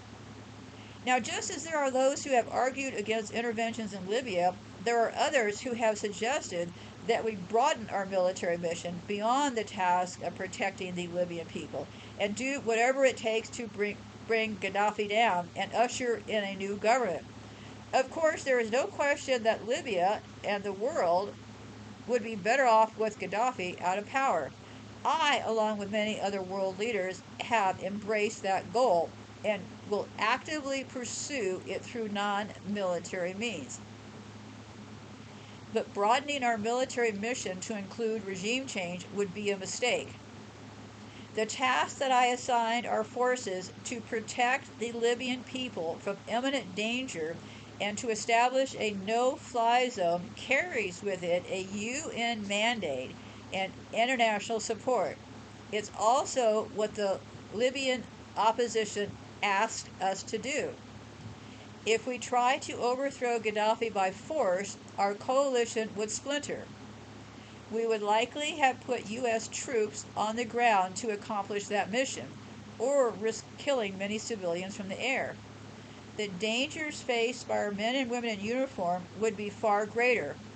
So would the costs and our share of the responsibility for what comes next. To be blunt, we went down that road in Iraq. Thanks to the extraordinary sacrifices of our troops and the determination of our diplomats, we are hopeful about Iraq's future. But regime change there took 8 years, thousands of Americans and Iraqi lives, and nearly $1 trillion. That is not something we can afford to repeat in Libya. As the bulk of our military effort ratchets down, what we can do and will do is support the aspirations of the Libyan people. We have intervened to stop a massacre, and we will work with our allies and partners to maintain the safety of civilians. Well, I am going to leave it at that. He goes on for a while, and it's pretty incredible. I would encourage you to go look for yourself because they seem to have some selling points here they use over and over again, right? We had to intervene. My hands were tied. I had to do it. These all sound like if you've ever been involved in a bad relationship with somebody who has an abusive personality, these are the exact same positions they always take, right? Who, what, me? I didn't do anything. What? Wait a minute, I'm the victim here. Why are you accusing me of anything? Where'd you come up with this idea? What are you thinking, crazy again? I never said anything like that. How could I have said that? You must be thinking thoughts about me that I never even knew existed. So yes, they use double talk. They use a way to use language and stuff to double talk us. So there was a thing. One final piece here. It said the title was Libya from Africa's wealthiest democracy under Gaddafi to terrorist haven after U.S. intervention. Tuesday marks the 4-year anniversary of the U.S.-backed assassination of Libya's former leader Muammar Gaddafi and the decline into chaos of one of Africa's greatest nations. In 1967, Colonel Gaddafi inherited one of the poorest nations in Africa. By the time he was assassinated, he had transformed Libya into Africa's richest nation. Prior to the U.S.-led bombing campaign in 2011, Libya had the highest Human Development Index, the lowest infant mortality, and the highest life expectancy in all of Africa. Today, Libya is a failed state. Western military interventions has caused all of the worst scenarios. Western embassies have all left. The south of the country has become a haven for ISIS terrorists, and the northern coast a center of migrant trafficking. Egypt, Algeria, and Tunisia have all closed their borders with Libya. This all occurs amidst a backdrop of widespread rape, assassinations, and torture that complete the picture of a state that has failed to the bone. The CIA first aligned itself with extremist Islam during the Cold War era. Back then, America saw the world in rather simple terms. On one side, the Soviet Union and Third World nationalism, which America regarded as a Soviet tool. On the other side, Western nations and extremist political Islam, which America considered an ally in the struggle against the Soviet Union. Since then, America has used the Muslim Brotherhood in Egypt against Soviet expansion, the Psychopath Islam against Sukarno in Indonesia, and Jamset Islam terror group against Pakistan. The last, but certainly and least, there is Al-Qaeda. Lest we not forget, the CIA gave birth to Osama bin Laden and breastfed his organization through the 1980s. Former British Foreign Secretary Robin Cook told the House of Commons that Al-Qaeda was unquestionably a product of Western intelligence agencies. Mr. Cook explained that Al-Qaeda, which literally means the base in Arabic, was originally the computer database of the thousands of Islamic extremists who were trained by the CIA and funded by the Saudis to defeat the Russians in Afghanistan. The Islamic State, or IS, and Syria, ISIS, used to have a different name, Al-Qaeda in Iraq. ISIS is metastasizing at an alarming rate in Libya under the leadership of this person called Balajid. Fox News recently admitted that Mr. Balajid was once courted by the Obama administration and members of Congress, as he was a staunch ally of the United States in the quest to topple Gaddafi. So this guy's name is Al-Beki, and his last name is Belhadj. So he recently admitted that he was courted by the Obama administration, okay?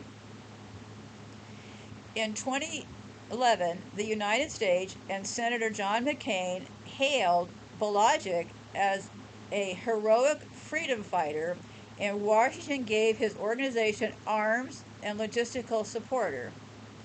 So now Senator, this is from a few years ago, called Balajid's organization ISIS, probably the biggest threat to America and everything we stand for.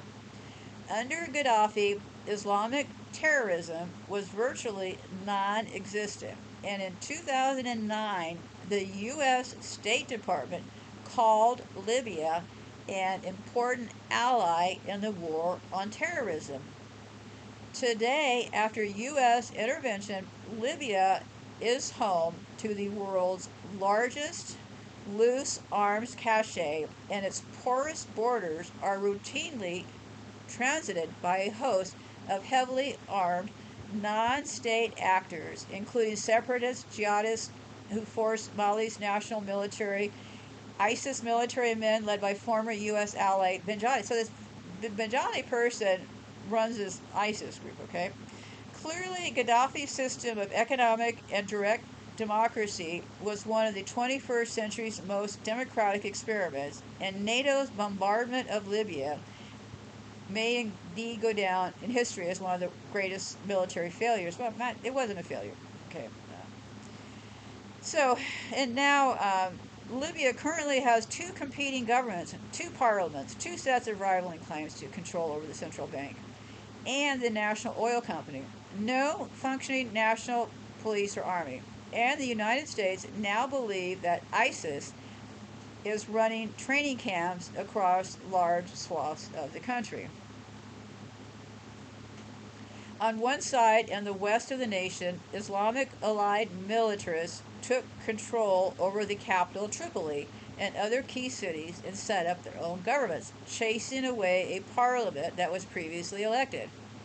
On the other side, in the east of the nation, is a legitimate government. People think that one's legitimate.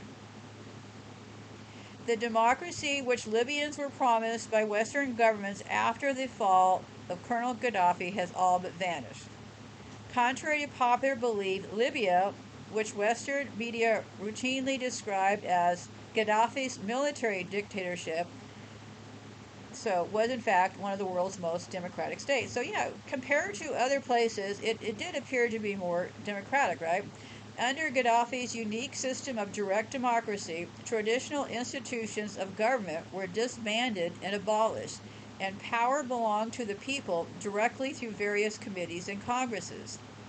Far from Far from control being in the hands of one man, Libya was highly decentralized and divided into several small communities where essentially many autonomous states were within the state. And what you'll also read is that people seem to think that Gaddafi was taken out because he was opposing the central bank and the money and all that. But if that's your argument, then I would have to say, well, then how exactly did Gaddafi end up with billions and billions of dollars? Did he end up with billions of dollars? I don't know. They're reporting he did.